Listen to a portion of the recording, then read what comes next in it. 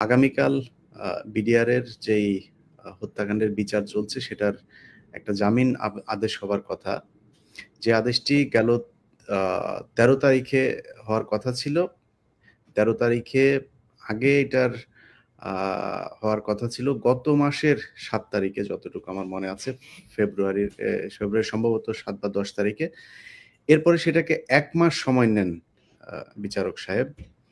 তো বিচারকদের নিয়ে তো আবার কিছু বলা যাবে না, এটা আবার আদালতের ব্যাপার-স্যাপার আছেন। কিন্তু সব বিচারকেরই আবার একদিন বিচার হবে। আসসালামু আলাইকুম প্রিয় দর্শক, স্ক্রিনে থাকা ভিডিওটা ইতিমধ্যে আপনারা দেখতে পেয়েছেন। প্রিয় দর্শক, আজকের ভিডিওটা খুবই গুরুত্বপূর্ণ, খুবই ইম্পর্টেন্ট একটা ভিডিও। প্রিয় দর্শক, বাংলাদেশের নাগরিক হয়ে থাকলে ভিডিও অবশ্যই আপনারা ফার্স্ট টু লাস্ট দেখবেন। প্রিয় দর্শক, দেশ কিংবা দেশের বাইরে দূর দূরান্ত থেকে যে বা যারা ঠিক এই মুহূর্তে ভিডিও দেখছেন, আমরা সরাসরি স্ক্রিনে চলে যাই, ভিডিও সম্পূর্ণ ফুটেজ দেখে আসি। আসসালামু আলাইকুম প্রিয় দর্শক, আপনারা জানেন আজকে রাত ১০টায় আমাদের একটা লাইভ করার কথা ছিল। আগামীকাল বিডিআর এর যেই হত্যাকাণ্ডের বিচার চলছে সেটার একটা জামিন আদেশ হবার কথা। যে আদেশটি গেল ১৩ তারিখে হওয়ার কথা ছিল। ১৩ তারিখে আগে এটার হওয়ার কথা ছিল গত মাসের ৭ তারিখে, যতটুকু আমার মনে আছে। ফেব্রুয়ারির সম্ভবত ৭ বা ১০ তারিখে। এরপরে সেটাকে ১ মাস সময় নেন বিচারক সাহেব। তো বিচারকদের নিয়ে তো আবার কিছু বলা যাবে না, এটা আবার আদালতের ব্যাপার-স্যাপার আছেন। কিন্তু সব বিচারকেরই আবার একদিন বিচার হবে। আমাদের বিডিআর এর হত্যাকাণ্ড নিয়ে যে বিচার চলছে সেই বিচারের যদি মনে করেন যে কোথাও চাপ আছে, আমরা বিভিন্ন সময় বিভিন্ন জায়গার চাপের কথা শুনছি। সেই চাপ যদি অনুভব করেন, যদি থেকেই থাকে, সেটাও মানুষকে জানিয়ে দেন অথবা সরে যান।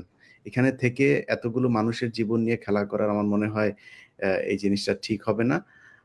আমাদের সাথে আছেন ব্রিগেডিয়ার জেনারেল হাসান নাসের এবং কর্নেল জগলুল আহসান। আমরা আজকে বিডিআর এর হত্যাকাণ্ড নিয়ে যেই ঘটনা প্রবাহ চলছে সেটা আপনারা সবাই জানেন। হাসান নাসের স্যার, তিনাকেও আপনারা এরই মধ্যে বিডিআর এর বিচার সহ সেনাবাহিনীর বিভিন্ন ধরনের Yes, but still I'm trying in the laptop, but mobile connect করতে পেরেছি আর কি। ল্যাপটপে কেন যেন বলতেছে ইনভ্যালিড, আমি বুঝছি না। জি স্যার, ঠিক ঠিক ঠিক আছে স্যার, আমরা শুনছি আপনাকে, এটাই আমাদের জন্য যথেষ্ট, মোবাইলে হোক আর ল্যাপটপে হোক। তো আমরা প্রথমে আমার মনে হয় হাসান নাসির স্যার আপনাকে দিয়েই আসি। আপনি জানেন কমিশন কাজ করছে, এদিকে বিচারও চলছে। আমরা যেটা দাবি করেছিলাম যে আমরা শেখ হাসিনার যে বিচার, সেই বিচারটাকে আমরা মানি না। নতুন করে বিচারের কার্যক্রম প্রক্রিয়া যেটা, সেটা শুরু করতে হবে। সেটা শুরু না করে আগের বিচারের সেই রায়কেই বলবৎ রাখার জন্য যেসব কনস্পাইরেসি চলছে সেটার ব্যাপারেও আপনি জানেন। তো গেল প্রায় ১ মাস হলো আমরা এই বিষয় নিয়ে কথা বলি নাই। এই ১ মাসের ভেতরে কি আপডেট, বিডিআর এর হত্যাকাণ্ডের বিচার সহ কমিশন, এইসব বিষয়গুলো নিয়ে আপনার কাছে যে তথ্য আছে সেটা আমি মনে হয় দর্শকদের আগে একটু জানিয়ে আসতে চাই। বিসমিল্লাহির রহমানির রহিম। আসসালামু আলাইকুম। ইলিয়াস ভাই, ধন্যবাদ আমাকে আবারও আমন্ত্রণ জানানোর জন্য। আমি সত্যিকার অর্থে বিডিআর এর এই ইস্যুটা নিয়ে চিন্তিত এই জন্যে যে কমিশন কাজ করছে, কিন্তু কমিশনের যে বিষয়টার দিকে আমরা গুরুত্ব দেওয়ার জন্য বারবার চাপ দিচ্ছি বা অনুরোধ করছি বা আশা করছি, সেটার উপরে এখনো কোনো পদক্ষেপ আইন মন্ত্রণালয় নেয়নি। যে তাদের টার্মস অফ রেফারেন্সের ২ এর উম্মটাকে স্কোয়াশ করে ওটাকে যাদের বিচারে শাস্তি হয়েছে ইতিপূর্বে, আবুল কাহার আখন্দের সাজানো তদন্তে এবং শেখ হাসিনার সাজানো কোর্টে যে বিচার হয়েছে সেটাকে পুনর্বিচারের একটা সুযোগ সৃষ্টি করা। পুনর্বিচার বলতে রিভিউ করতে হবে অ্যাটলিস্ট, মানে আগের ওই সিস্টেমে ওই সমস্ত রেফারেন্স দিয়ে যে বিচার হয়েছে তার মধ্যে যথেষ্ট গলত বা টেম্পারিং এর আমরা প্রমাণ পাচ্ছি বা শুনছি, সেটা নিশ্চিত করা দরকার। যেহেতু তদন্তটা রিইনভেস্টিগেশনের ব্যবস্থা হয়েছে নতুন করে কমিশনের মাধ্যমে, সেই পরিপ্রেক্ষিতে ওই বিচারটাকেও একটা রিভিউ করার একটা সুযোগ আছে বলে আমি মনে করি। বিশেষ একটা ট্রাইব্যুনালের মাধ্যমে হইতে পারে, বা আমি ঠিক জানি না লয়ার যারা আছেন তারা কিভাবে এটাকে সঠিকভাবে করার বা বিচারকে সুষ্ঠু এবং নিরপেক্ষ নিশ্চিত করার জন্য এই বিষয়টাকে কিভাবে রিভিউ করতে পারেন।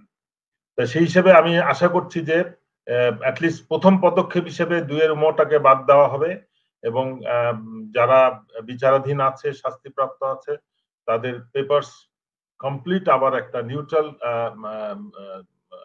বিচারিক কমিশন বলা যেতে পারে, বিচার বিভাগীয় কমিশন দিয়ে এটা রিভিউ করা উচিত। এখন তদন্ত কমিশন এটা করবে কিনা, যদি না করে তাহলে ওইটা না করলে আমি মনে করি যারা শাস্তি পেয়েছে বিডিআর এর সদস্যরা সঠিক বিচার সম্ভব হবে না।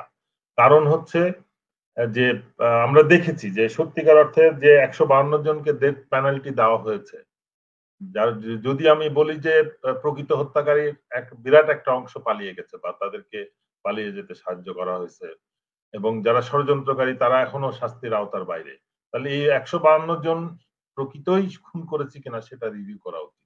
তাদের হত্যাটা সেটা অবশ্যই বিচার ব্যবস্থার মাধ্যমে হইতে হবে। সেকেন্ড হচ্ছে যাদের লাইফ টার্ম হয়েছে 161 জনের বা 10 বছর হয়েছে 256 জনের, এই বিষয়গুলো আমি মনে করি রিভিউ হওয়া উচিত। এবং সত্যিকার অর্থে আবুল খায়ের আকন্দের তদন্তটার মধ্যে অনেক রকম গড়বড় ছিল। সে যেমন তোরাবালির ক্ষেত্রে যেটা করেছিল, তোরাবালির কার্যক্রম তার 161 এর পরিপ্রেক্ষিতে দ্বিতীয় কোনো সাক্ষীকে হাজির করে নাই, যার কারণে তার শাস্তি 12 বছর দিতে বাধ্য হয়েছে কোর্ট, খুব সম্ভব আমার যতটুকু মনে পড়ে। এবং এর কারণে যে তদন্তকারী প্রসিকিউটর যে ছিল তাকে আদালত সতর্ক করেছিল। তো সুতরাং এটা যদি তোরওয়ালির ক্ষেত্রে হয়ে থাকে, আমি মনে করি আরো অনেক সৈনিকের ক্ষেত্রে একই বিষয় হয়েছে এবং একটা হিউজ টাকা পয়সার লেনদেনের মাধ্যমে এই বিচারটাকে ট্যাম্পারিং করা হয়েছে। সেই পরিপ্রেক্ষিতে আমি সুবিচার নিশ্চিত করতে চাচ্ছি। আমি নিশ্চিত সবাইকে এই ধারণা দিতে চাই যে বিডিআর হত্যাকাণ্ডের বিচার অবশ্যই হইতে হবে, এ ব্যাপারে কোনো সন্দেহ নাই, কাউকে কোনো ছাড় দেওয়ার কোনো সুযোগ নাই, কিন্তু প্রকৃত হত্যাকারীকে হত্যার দায়বদ্ধ করতে হবে হত্যার জন্য। আমি ওর বদলি তাকে ছাড় দিয়ে তাকে পালাতে সাহায্য করে অন্য কাউকে তার বদলে ফাঁসি দিয়ে আমি জনগণকে দেখাবো যে আমি বিডিআর হত্যাকাণ্ডে যারা বিডিআর এর সদস্য তাদেরকে ফাঁসি দিয়েছি। আমার মনে হয় এখন আমরা যে সুযোগ পেয়েছি 5 আগস্টের পরে, এই সুযোগে যদি আমরা সুবিচার নিশ্চিত না করতে পারি তাহলে আবার আমরা জনগণের কাছে দায়বদ্ধ থেকে যাবে বিচার ব্যবস্থা। সেই পরিপ্রেক্ষিতে যে ডিলেটা হচ্ছে আমি মনে করি এটা সঠিক না। জি, আমরা আইনজীবীর কাছেই শুনে আসি। জনাব অ্যাডভোকেট পারভেজ হুসাইন, আপনাকে আজকে রোজা রেখে আরো ফিট মনে হচ্ছে, তো আমরা আপনার কাছে শুনে আসি এই যে বিডিআরদের বিচার কাণ্ড নিয়ে যেই মানে এটাকে আমি তামাশাই বলবো, আমি আজকের শিরোনামটা যেমনটি দিয়েছি যে বিডিআর হত্যার বিচারের নামে তামাশার শেষ কোথায়, এই যে তামাশাটা চলছে, আপনি একজন আইনজীবী হিসাবে কি মনে হয় যে গত 1 মাস আগে যেটার জামিন আদেশ দেওয়ার কথা ছিল বললো যে আজকে বিকেলেই দেওয়া হবে, এরপরে ওই দিনই বললো যে ওকে 3-4 দিনের ভেতরে আমরা দিয়ে দিচ্ছি, সেটা বলে তারপরে তারা করলো কি সেটাকে নিয়ে আসলো মার্চের 13 তারিখে, সেই 13 তারিখ থেকে সেই 13 তারিখে না দিয়ে আবার বললো যে রোববার অর্থাৎ আগামীকালকে সেটার জামিনের আদেশ দেওয়ার কথা। এটা কি স্বাভাবিক ঘটনা না আপনার মনে হচ্ছে যে এখানে কেউ কোনো প্রভাব বিস্তার করার চেষ্টা করছে?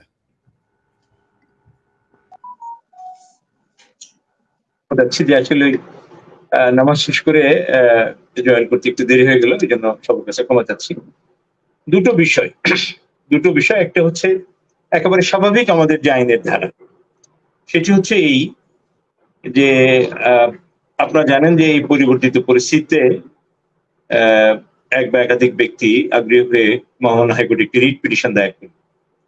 রিটে তাদের যে প্রেয়ারটা ছিল, চাওয়াটা ছিল এই যে 2009 সালে 25-26 ফেব্রুয়ারি যে ঘটনা ঘটেছিল পিলখানায়, এই পিলখানা ঘটনায় প্রকৃত কোনো রহস্য উদ্ঘাটিত হয়নি, যে কারা এই ঘটনার সাথে দীর্ঘ সময় ধরে, কারণ শুধু ডাল ভাত কর্মসূচির নামে যে বিষয়টিকে চালিয়ে দেওয়া হয়েছে, আসলে বিষয়টি যে তা ছিল না, গোটা জাতি তা জানত।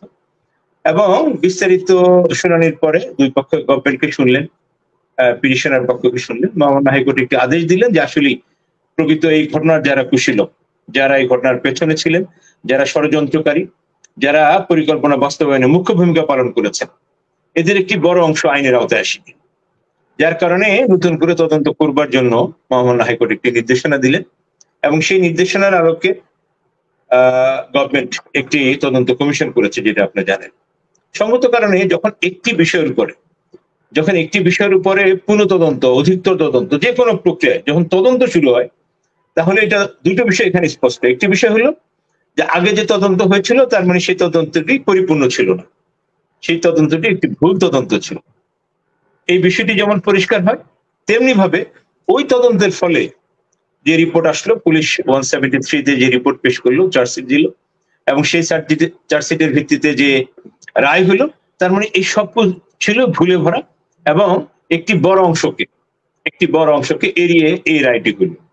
সঙ্গত কারণে আইনের দুনিয়াব্যাপী এটি হচ্ছে বিধান যে নূতন যে তদন্ত হচ্ছে, এই নূতন তদন্তের রিপোর্ট না আসা পর্যন্ত ওই ভুল তদন্তের মাধ্যমে, ওই ভুল রায়ের মাধ্যমে যারা কনভিক্টেড হয়েছেন তাদেরকে এই তদন্ত রিপোর্টটি না আসা পর্যন্ত ছেড়ে দেওয়া হবে।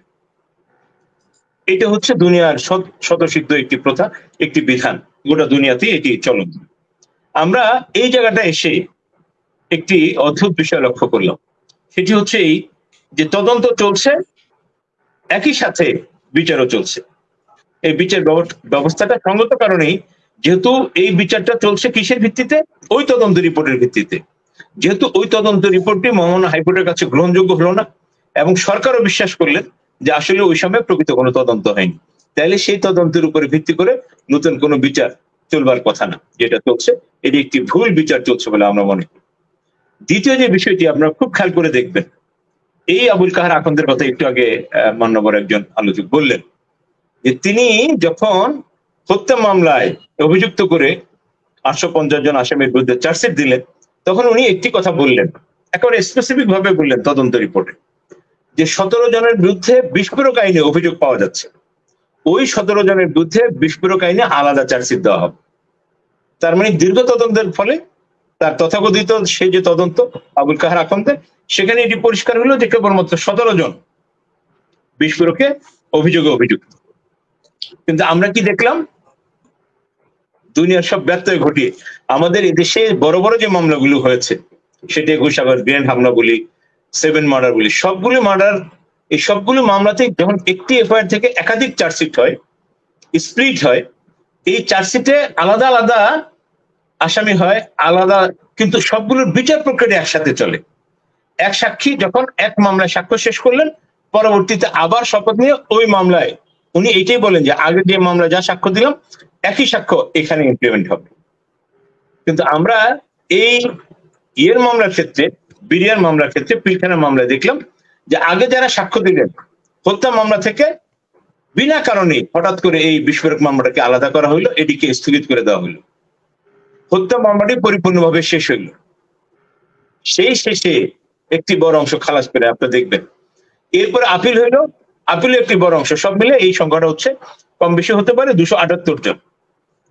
তাহলে ওই কথিত রায়ে, একটি ভুল রায়ের মাধ্যমে যারা মৃত্যুদণ্ড পেলেন তারা যেমন 17 বছর জেল খাটলেন, যারা যাবজ্জীবন পেলেন তারা যেমন জেল খাটলেন, যারা খালাস হইলেন তাদেরকেও খালাস হয় মানে কি, তাদেরকে ছেড়ে দেবে, ফ্রি করে দেবে।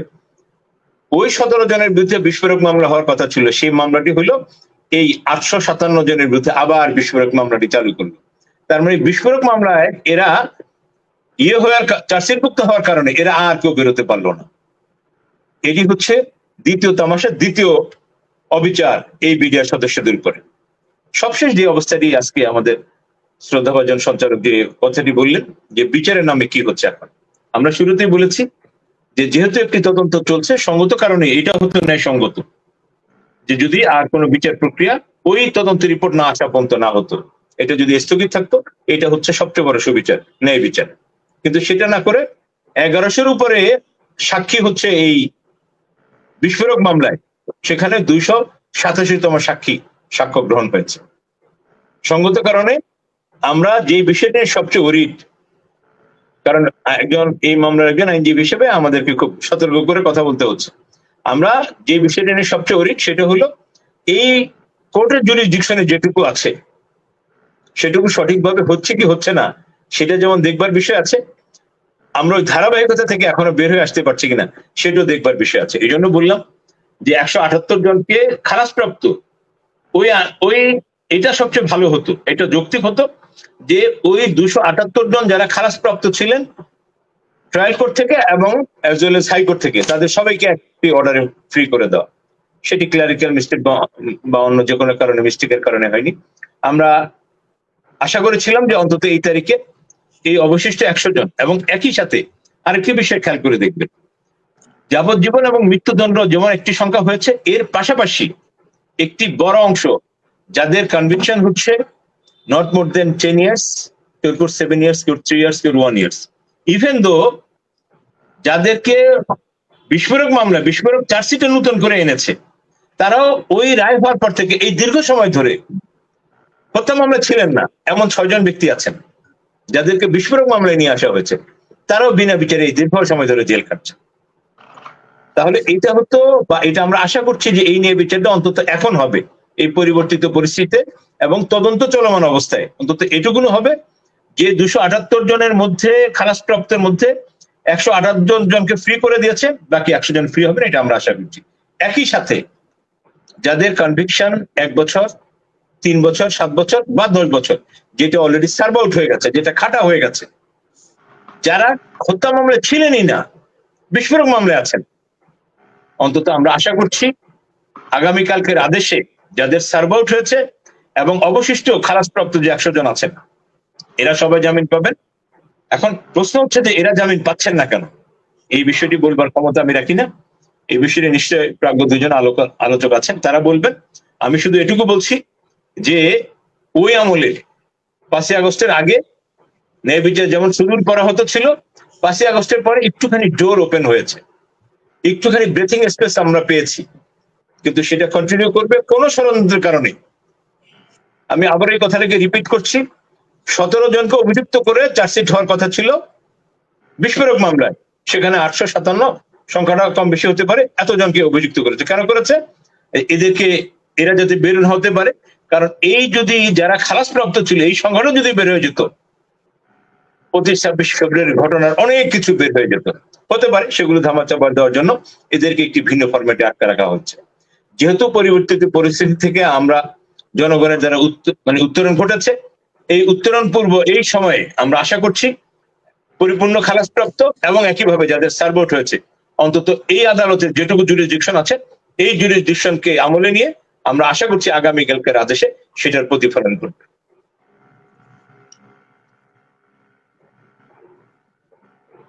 সরি, জনাব কর্নেল জগলুল আহসান, আপনার কাছে যাব। আশা করি আপনাকে আমরা এখন শুনতে পারবো।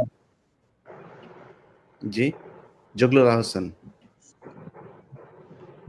শুনতে পাচ্ছেন? জি জি জি, শুনছি।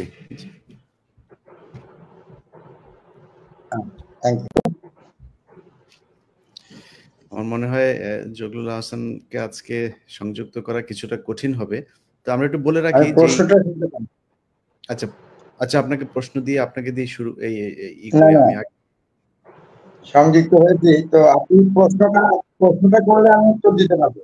প্রশ্নটা আমি সম্ভবত মিস করেছি। না, আপনাকে প্রশ্ন করাই হয় নাই, কারণ আমি আপনাকে আসলে পাচ্ছি কিনা সেটাই বুঝতে পারছিলাম না। আপনি বোধহয় আমাদের কথা একটু পরে শুনছেন, আপনারটা আমরা একটু পরে শুনছি।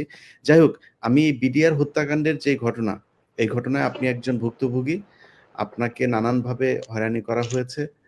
তো আপনার অভিজ্ঞতা, আমরা যেহেতু আজকে কথা বলছেন, তো আমি আপনার কাছ থেকে আপনার অভিজ্ঞতাটা বাংলাদেশের মানুষকে একটু জানাইতে চাই যে পিলখানার হত্যাকাণ্ডের পরপর আপনাদের সেনাবাহিনীর অফিসারদের উপরে কারা নানানভাবে হয়রানি নির্যাতন করেছে সেটা একটু বলবেন।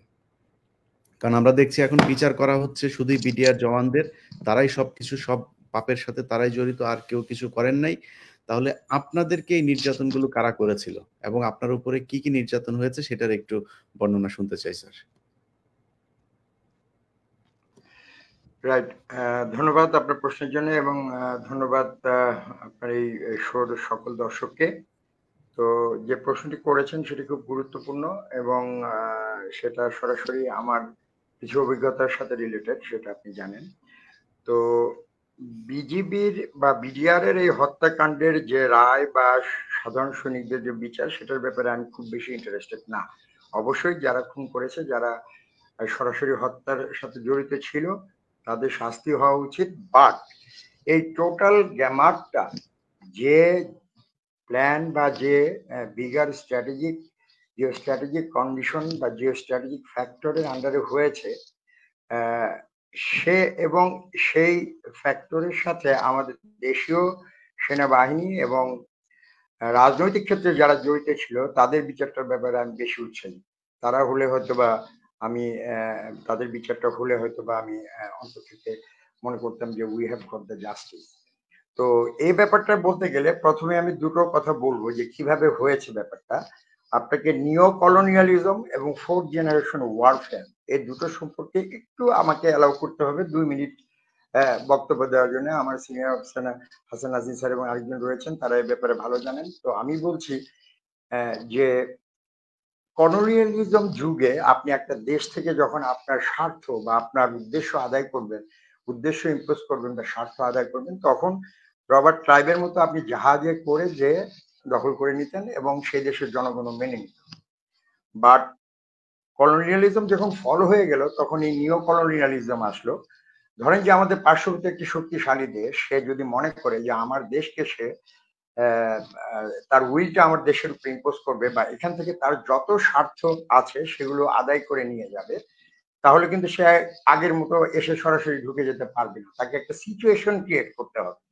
সিচুয়েশন ক্রিয়েট করে তাকে দেখাতে হবে যে আমি এই কারণে সেখানে গিয়েছি। যেমন অনেক সময় ওই ইরাকে ঢুকেছিল যে ওপেন অফ মাস ডিস্ট্রাকশন, এবং আফগানিস্তানে ঢুকা হয়েছিল যে টেরোরিজম মানে ইয়ে করার জন্য, আপনি নির্মূল করার জন্য। এই ধরনের একটা রিজন দেখাতে হবে। তো এখানে যেটা ছিল উদ্দেশ্য, শেখ হাসিনাকে বা আওয়ামী লীগ সরকারকে এখানে 30 বছর বা 40 বছর আপনার ক্ষমতায় রাখতে হবে, তাদের জিও স্ট্র্যাটেজিক যে উদ্দেশ্যগুলো আছে, যে স্বার্থগুলো আছে, সেই স্বার্থগুলো আদায়ের জন্য। তো এখানে একটা সিচুয়েশন ক্রিয়েট করতে হবে। সিচুয়েশন ক্রিয়েট করার জন্য যে পদ্ধতি ফলো করা হয় সেটাকে বলা হয় আধুনিক যুগে, সেটাকে বলা হয় ফোর্থ জেনারেশন ওয়ারফেয়ার। একটু বলছি, প্রথম জেনারেশন ওয়ারফেয়ার ছিল ওই বল্লম আর মেকানিক্যাল ফোর্স যেগুলো ছিল, বল্লম, তীর, ধনুক, এগুলো নিয়ে। দ্বিতীয় বিশ্বযুদ্ধ জেনারেশন ওয়ারফেয়ার ছিল আপনার কেমিক্যাল গান পাউডার আবিষ্কারের ফলে ট্রেঞ্চ ওয়ারফেয়ার শুরু হলো যখন। এবং থার্ড জেনারেশন ওয়ারফেয়ার ছিল আপনার মোবাইল ওয়ারফেয়ার, ট্যাঙ্ক, এয়ারল্যান্ড ব্যাটেল, এগুলো, যেটা দ্বিতীয় বিশ্বযুদ্ধের পরে নিউক্লিয়ার অ্যাটাকের পরে শেষ হয়েছে। এরপরে হলো কোল্ড ওয়ার। কোল্ড ওয়ারে দেখেন ইউএসএ এবং রাশিয়ার মধ্যে, US army and Russian army কিন্তু ফাইট করেনি, ফাইট করেছে কেজিবি এবং সিআই। কিভাবে রাশিয়াকে ব্রেক করেছে?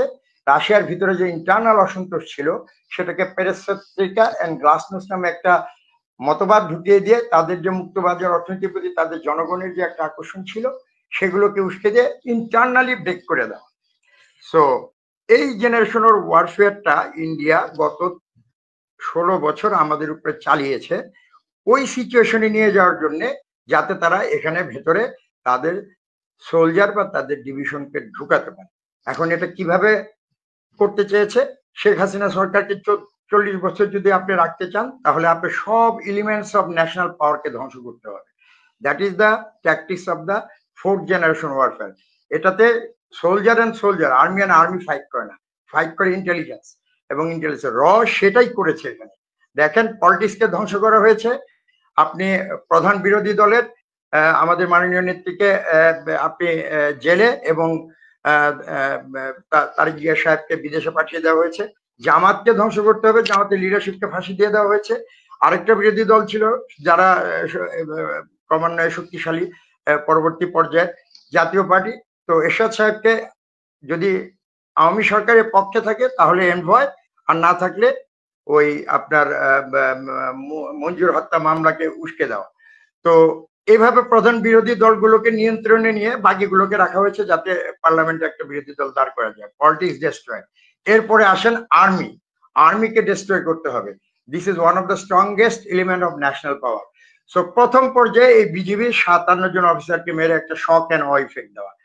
তারপরে আসছে আপনি ওই 5 জন ক্যাপ্টেন, যাদেরকে আপনি বোমা বাস্ট এবং বিভিন্ন জনকে আয়না ঘরে গুম খুম করে এগুলো করে নিয়ন্ত্রণে রাখা, একটা ফিয়ার ঢুকিয়ে দেওয়া। এবং লাস্ট এলিমেন্টটা ছিল হচ্ছে আমাদের আমি সহ 64 জন অফিসারকে একটা পরিকল্পিত মিথ্যা কু সাজিয়ে এদেরকে বিভিন্ন মেয়াদে পানিশমেন্ট দেওয়া। যেমন আমাকে 1 বছরের সিনিয়রিটি নিয়ে নেওয়া হয়েছিল বা রিপ্রিমান্ড করা হয়েছিল। সাইদ ইরশাদ স্যার আছেন, আমার কোর্সমেট স্যারর আছেন, এরকম 64 জন অফিসার আছেন যারা কোনোদিনও রয়ের আধিপত্য আমরা মেনে নিতাম না। ইন্ডিয়ার আধিপত্য বাংলাদেশ আর্মিতে থাকবে কেন সেটা আমরা মেনে নিতাম না। আমাকে কোর্ট মার্শাল এই কোশ্চেনে জিজ্ঞেস করা হয়েছিল যে আপনার ইন্ডিয়ার উপরে এত রাগ কেন, বা ইন্ডিয়ান আর্মির উপরে এত রাগ কেন। তো যেটা বললাম যে আমাদের মোটো ছিল we will not do politics and will not allow the politician to do politics in the army. এইটাই ছিল আমাদের স্ট্যান্ড। আমরা যদি এই স্ট্যান্ড নিয়ে থাকতাম তাহলে হয়তো শেখ হাসিনাকে 30 বছর বা 40 বছর ক্ষমতা রাখা বা 16 বছর যেটা রেখেছে সেটা হয়তো আরো ডিফিকাল্ট হতো। এই জন্যে 3টা ধাপে, প্রথমে বিডিআর কিলিং, তারপরে আরো কিছু অফিসারকে বিভিন্নভাবে বোমা হামলা গুনগুন করে করা, এবং লাস্টে একটা কু সাজিয়ে 64 জন অফিসার, একটা কু করতে 64 জন অফিসার লাগে না। আমার সিনিয়র অফিসার এখানে আছেন, তারা হয়তো আমার সাথে একমত হবেন। কেন এই 64 জন অফিসার? যারা বিভিন্ন ফর্মে প্রতিবাদ করেছিল। আমি, Sayeed Irshad sir, major Rakib and major Zakir, আমরা 4 জন 26শে ফেব্রুয়ারি সাভার থেকে পিলখানায় মুভ করতে চেয়েছিলাম। Intention is very clear. আমরা বঙ্গভবনে মুভ করতে চাইনি, পিলখানায় মুভ করতে যাচ্ছে। আমাকে কুর সাথে জড়াতে পারে না এই ঘটনার কারণে, এই জন্য একটা কু সাজাতে হয়েছে, যেটা মেজর জিয়াকে দিয়ে। আমি মেজর জিয়ার স্পিরিটকে রেসপেক্ট করি, বাট সে কি এটা বুঝতে পেরেছিল না ট্র্যাপড হয়েছিল? ওই মিস্টার স্টাক যিনি প্রেসিডেন্ট হতে চেয়েছিলেন তার সাথে আমার 10 মিনিট তর্কাতর্কি হয়েছিল। উনার ওখান থেকে বের হয়ে আমার সিভিল ফ্রেন্ড সাথে ছিল, তাকে আমি বলেছিলাম he is a spyware of. আমি আপনাকে প্রমাণ করে দেবো এরপরে যে সে রয়ের এজেন্ট হিসাবেই এই এতজন 4-5 জন রিটায়ার্ড অফিসারকে নিয়ে একটা কু সাজিয়ে আমাদেরকে শুধু টাচ করেছে। যেমন আমার আর সাইদ ইরশাদ স্যারের কাছে চিটাগাঙ্গে বিমানের টিকিট নিয়ে আসছিল, কারণ আমরা দুজন খুব ইম্পর্টেন্ট টার্গেট ছিলাম সে কারণে হয়তো। তো যেটা হয়েছে যে এইভাবে কু সাজিয়ে আমাদেরকে এবং এরপরে কিন্তু আর কোনো অর্গানাইজড বা কোনো বলিষ্ঠ প্রতিবাদ আর্মি থেকে হয়নি। এভাবে আর্মিকে নিউট্রালাইজ করা হয়েছে। ইকোনমি, এডুকেশন ওগুলা বাদ দিলাম। সো একটা দেশের অল এলিমেন্টস অফ ন্যাশনাল পাওয়ার যখন আপনি ডিস্ট্রয় করে দিবেন as a part of the 4th generation warfare, তখন সেখানে আপনি যা চাইবেন তাই করতে পারবেন। তারা তাই করেছে। শেখ হাসিনাকে 16 বছরে ক্ষমতায় রেখেছে, নির্বাচন ব্যবস্থা ধ্বংস করেছে, তাদের ট্রানজিট বলেন, তাদের যে সমস্ত সুবিধা এখানে পাওয়ার দরকার ছিল সবগুলো নিয়ে গিয়েছে। এবং 30 বছর যদি রাখতে পারতো তাহলে তো ওই তাদের একটা ডিভিশন বা তাদের একটা সেনাবাহিনীর একটা অংশ এখানে অবস্থান নিত, অথবা আলটিমেটলি তারা সিকিমের যে অবস্থা করেছিল সেই প্ল্যানের দিকে যাচ্ছিল। সো এই যে সেনাবাহিনীতে বিজিবি হত্যা কিলিং এর মধ্যে বিজিবি কিলিংটা হচ্ছে এই bigger part of A game. তো এইখানে সাধারণ বিজিবি সোলজাররা যারা ডাইরেক্ট ফায়ার করেছে বা কিল করেছে অবশ্যই তারা অপরাধী, বাট যারা বিভিন্ন চক্রান্তে যাদের দেখানো হচ্ছে বিভিন্ন মেয়াদে এরা চক্রান্তের সাথে জড়িত, আসল চক্রান্তে যারা জড়িত তারা কোথায়? তাদের বিচার হওয়া উচিত। এবং একটা আশ্চর্যজনক ব্যাপার দেখেন, আমি যেদিন কোর্ট মার্শাল ডাকা হয়, যেদিন যাই, জেনারেল মইনুল এবং জেনারেল মাসুদ রাজ্জাক স্যার সেখানে ছিলেন। তো আমি দেখলাম যে তারা সংবাদ সম্মেলন করছেন যে মৌলবাদী অফিসারদের পরিকল্পনায় একটি অভ্যুত্থানকে তারা নস্যাৎ করে দিয়েছে। তো আমি স্যারকে বললাম যে স্যার, এম আই মৌলবাদী? আমার লাইফস্টাইল এবং কোনোদিন who will believe in the army যে আমি মৌলবাদী? আপনারা এইভাবে আমাকে এখানে নিয়ে আসছেন। তো যাই হোক, সেটা দুঃখের কথা। উনি বললেন যে তুমি পালাও নাই, আমি খুব খুশি হয়েছি। আমি বললাম আমি পালাবো কেন স্যার? তো হোল নেশন জানে এখন যে জেনারেল মইনুল স্যার, আমি তার জন্য দোয়া করি তার ভালো হোক, উনি পালাতে যে ধরা গিয়েছেন। This is the revenge of the nature. তো যে কথাটা বলবো আর কি, যে বিজিবির এই ঘটনার সাধারণ সৈনিকদের বিচারের চেয়ে যারা এই প্ল্যান করেছে আমাদের দেশের সেনাবাহিনীকে ধ্বংস করতে চেয়েছে, আমাদের দেশের স্বাধীনতা সার্বভৌমত্ব, যারা ইন্ডিয়ান র এর পরিকল্পনা সাপেক্ষে পরিকল্পনার সহযোগী হয়ে যারা এই জিনিসগুলো করেছে তাদের বিচার হওয়া উচিত। তাদের বিচারটা ওই সাধারণ সৈনিকদের চেয়ে বিচার হওয়াটা খুবই জরুরি। তো আমি এখানে আপনার প্রশ্নের উত্তরটা দিব। আর আমি কিভাবে এফেক্ট হয়েছে সেগুলো তো আমার চেয়ে আরো যারা সার্ভিসে আছে বা আমার জুনিয়ররা যারা আছে, যারা এখনো প্রমোশন পায়নি বা আটকে আছে, আমাদের তো চাওয়ার কিছু নেই। তাদের যেন এই সরকার বা পরবর্তী সরকার তাদের যে প্রমোশন আটকে রাখা হয়েছে, তারা যে সাফারিং এর মধ্যে দিয়ে যাচ্ছে, সেই সাফারিং গুলো যেন তারা আর না ফেস করে এবং তারা যেন এর থেকে মুক্তি পায়, সেটাই আশা করব। আর আমি একটা কথা বলেছিলাম যে মিস্টার ইশরাক যিনি প্রেসিডেন্ট হওয়ার চেষ্টা করেছিলেন, মেজর জিয়া সহ যিনি কুয়ের পরিকল্পনা করেছিলেন, একটা কথা বলি, আমার সিনিয়র অফিসারও এখানে আছেন, স্যার আছেন, যে ইট ওয়াজ এ স্টিং অপারেশন, এ নিখুঁত স্টিং অপারেশন। এবং স্টিং অপারেশনের পরে আমি পরে এটা নিয়ে পড়াশোনা করেছি। বাংলাদেশ আর্মির কোন অফিসার স্টিং অপারেশন সম্পর্কে জানে? কোনো ট্রেনিং আমাদের কাউকে শেখানো হয় না। মিস্টার ইশরাক উনি একজন সিভিলিয়ান, উনি ফৌজদারহাট ক্যাডেট কলেজের ক্যাডেট, এবং উনি আমি যতদূর বুঝেছি যে উনি র কানেক্টেড এবং র প্ল্যান নিয়ে এসে উনি সেনাবাহিনীতে ক্লিনজিং অপারেশনটা করেছেন। তো উনিও এটা জানার কথা না, বাট ইন্ডিয়ান আর্মিতে রকে স্টিং অপারেশনের উপরে ট্রেনিং দেওয়া হয়। এখানে তো অটোমেটিক্যালি একটা প্রুভ হয়ে যাচ্ছে। আমিও স্টিং অপারেশন জানি না, মেজর জিয়া যিনি কোঅর্ডিনেশন করছিলেন তিনিও জানেন না, এহসান ইউসুফও জানেন না, মিস্টার ইশরাকও জানেন না। It is only known by the Indian military officers who serves in র অ্যান্ড রয়্যাল ইন্টেলিজেন্স এলিমেন্টস বা ইন্টেলিজেন্স পার্সোনালিটি। তাহলে বাংলাদেশের মতো একটা দেশে একটা সেনাবাহিনীতে একটা নিখুঁত স্টিং অপারেশন পরিচালনা করে চলে গেল, এবং সাকসেসফুল ভাবে বলবো, তাদের উদ্দেশ্য যেহেতু ছিল 64 জন অফিসারকে জড়িত দেখে শাস্তির আওতায় নিয়ে আসা, তো এটা সাকসেসফুল অপারেশন। এটা আমরা কেউই জানি না, স্যারও জানেন যে আমরা কেউই স্টিং অপারেশন সম্পর্কে পড়ি না। আমাদের কোনো ইন্টেলিজেন্স কোর্সেও এটা পড়ানো হয় না, এটা ইন্ডিয়াতে পড়ানো হয়, ইন্ডিয়ান রকে শেখানো হয়, ইন্ডিয়ান আর্মির ইন্টেলিজেন্স কোর্সে এটা শেখানো হয়। আরেকটা প্রমাণ দেই, ডিসেম্বরের 16 তারিখে এহসান ইউসুফ যিনি ওই তথাকথিত কুয়ের কোঅর্ডিনেটর ছিলেন, উনি ডিসেম্বরের 17 বা 18 তারিখে উনি পরিকল্পনা লিকটার হয়ে যাওয়ার পর উনি কাস্টডিতে যান এবং 18 তারিখে সমস্ত পরিকল্পনা জেনে যাওয়া হয়। তারপরে মিস্টার ইশরাক 3 জানুয়ারিতে কিভাবে উনি এয়ারপোর্টে বের হয়ে যান, কে তাকে এই যাওয়ার অনুমতি দিল বা সুযোগ করে দিল, এটা জাতি জানা উচিত। যদি 19 তারিখে সমস্ত তথ্য থাকে, এহসান ইউসুফের ল্যাপটপ সহ ধরা পড়েছে যেখানে মিস্টার ইশরাক প্রেসিডেন্ট, আর উনি 3 তারিখে চলে গেলেন, আর আমরা 64 জন অফিসার বিভিন্ন মেয়াদে পানিশমেন্ট খেলাম। শেখ হাসিনা সরকার বা আওয়ামী সরকার একটা বারও তাকে দেশে আনার জন্য কোনো ব্যবস্থা বা কোনো চিঠিপত্র বা ইন্টারপোল বা কোথাও কোনো ব্যবস্থা নিলেন না। কেন নিলেন না? Because he was part of that. এবং র, আওয়ামী সরকার এবং এই মিস্টার ইশরাক এদের যোগ সাজসে এবং সেনাবাহিনীর কিছু অফিসার যারা এই আওয়ামী দুর্বৃত্ত অপশাসনকে যারা সাপোর্ট করতেন, তারা এটা করেছেন এবং সেনাবাহিনীর প্রভূত ক্ষতি সাধন করেছেন। এই 64 জন অফিসার যারা আপরাইট ছিল, যারা প্রতিবাদ করতে এবং যারা কোনো প্রমোশন বা পদোন্নতির জন্য বিক্রি হতে চায়নি, তাদেরকে সরিয়ে দেওয়া বা তাদেরকে থামিয়ে দেওয়া। তো এই রয়ের ইনভলভমেন্ট আমি বলে দিলাম। এবং র অনেক আগে থেকেই চায় না যে বিজিবিতে বাংলাদেশ আর্মি অফিসাররা যাক, এটাও একটা বড় কারণ। এটার কারণটা কি, আপনি যদি দেখেন যে বিডিআর এর যে বা বিজিবির যে কালচার, অর্গানাইজেশনাল কালচার, সেটা একটু offensive in comparison to BSF. কেন? কারণ এটা train, organised and administer and commanded by army officers. এখন ভারত যদি বা ইন্ডিয়া যদি চিন্তা করে বাংলাদেশে কোনো লাইকলি অফেন্সিভ বা বাংলাদেশকে নিয়ন্ত্রণে নেওয়ার জন্য, তাহলে বাংলাদেশের এগেনস্টে তারা কয়টা ডিভিশন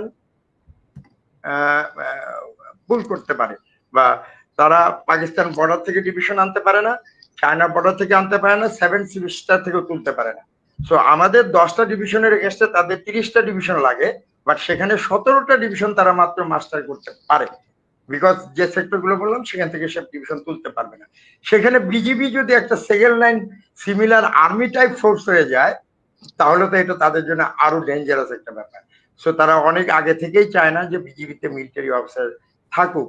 এই প্রয়োজনীয়তার সাথে আর্মিকে একটা ধ্বংস করা বা আর্মিকে একটা নাজুক পর্যায়ে নিয়ে যাওয়ার যে প্রয়োজনীয়তা ছিল, সেটা ছিল শেখ হাসিনা সরকার বা আওয়ামী সরকারকে 30 বছর বা তার চেয়ে দীর্ঘমেয়াদী সময়ের জন্য ক্ষমতায় রাখা। তার জন্য আর্মি থেকে যাতে অর্গানাইজড কোনো প্রতিবাদ না হয়, এটাকে ধাপে ধাপে 3টা ধাপে ধ্বংস করা হয়েছে এবং শেষ ধাপে ছিলাম আমরা। আপনি আমার কাছে জানতে চেয়েছিলেন আমার অভিজ্ঞতা, সংক্ষেপে আমি বললাম। ভেতরে যদি ঢুকেন আরো 1 বাই 1 আমি বলে দিতে পারবো যে হাউ ইট ওয়াজ প্ল্যান এবং কিভাবে এটা ইনশাআল্লাহ কর্নেল জগলুল হাসান আমরা বিস্তারিত আরো হয়তো শোনার সুযোগ পাবো আরেকদিন। জনাব ব্রিগেডিয়ার হাসান নাসের স্যার, আপনার কাছে আমার প্রশ্ন যেটা খুব সংক্ষিপ্ত করে শুনবো, সেটা হচ্ছে যে কর্নেল জগলুল হাসান যে কথাটা বলছিলেন যে তিনি জিজ্ঞাসাবাদের সম্মুখীন, কোর্ট মার্শাল থেকে শুরু করে যা যা হয়েছে তার উপরে এই সব টর্চারের সাথেই সেনাবাহিনী জড়িত ছিল। তার মানে যদি ধরেও নেই যে পিলখানার ঘটনাটা শুধুমাত্র বিডিআররাই ঘটিয়েছে, তাহলে এই ঘটনাটাকে ধামাচাপা দেওয়ার জন্য এই যে নিরীহ দেশপ্রেমিক অফিসারদেরকে মৌলবাদী বানিয়ে একটা মিথ্যা কুয়ের নাটক সাজিয়ে তাদেরকে চাকরিচ্যুত করা, ব্যারিস্টার তাপসের উপরে গ্রেনেড হামলার কথা বলে কমান্ডো অফিসারদেরকে আপনার এই যে চাকরিচ্যুত করা, জেলখানায় নেওয়া, গুম করা, আয়নাঘরে ঢুকানো, এগুলো করলো, এগুলোর জন্য কি সেনাবাহিনীর বিচার হওয়া উচিত না তাহলে?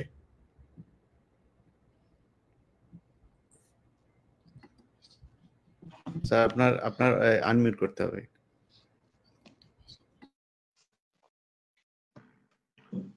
আমি মনে করি অবশ্যই বিচারটা ওইখান থেকে শুরু হওয়া উচিত এবং হয়নি বলে যে বিচার ব্যবস্থায় যে ফলটা রয়ে গেছে এবং সেই সুযোগটা এখনো রয়ে গেছে, কোর্ট মার্শালটা আবার শুরু করা।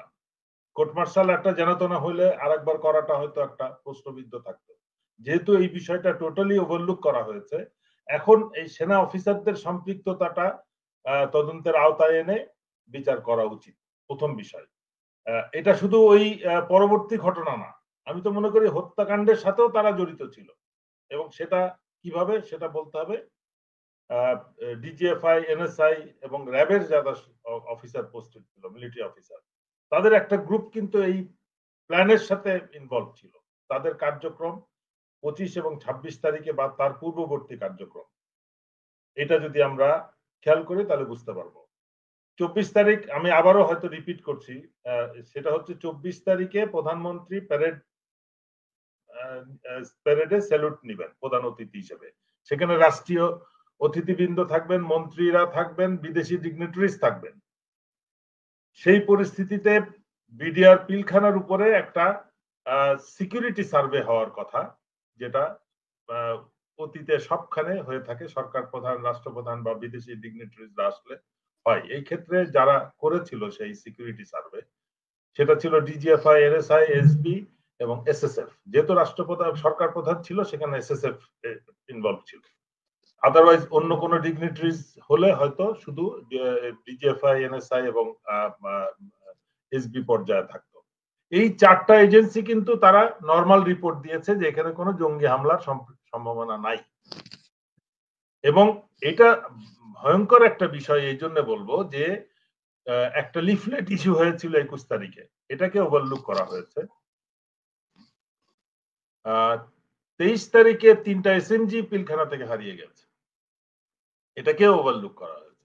এবং এটার পরিপ্রেক্ষিতে আমি মনে করি প্রধানমন্ত্রীর ওই প্যারেড সম্পূর্ণ স্থগিত করে ডিজির পর্যায়ে এটা নিয়ে যাওয়া উচিত ছিল, যদি প্রকৃত অর্থে এটা স্ট্যান্ডার্ড সিচুয়েশনে আমরা এই এসএমজি হারানোটাকে কনসিডার করতাম। যে কোনো পরিস্থিতিতে একটা প্রতিষ্ঠানের সরকার প্রধান, সব বিদেশিরা আসবে এবং সেখান থেকে 3টা ওয়েপন হারিয়ে গেছে।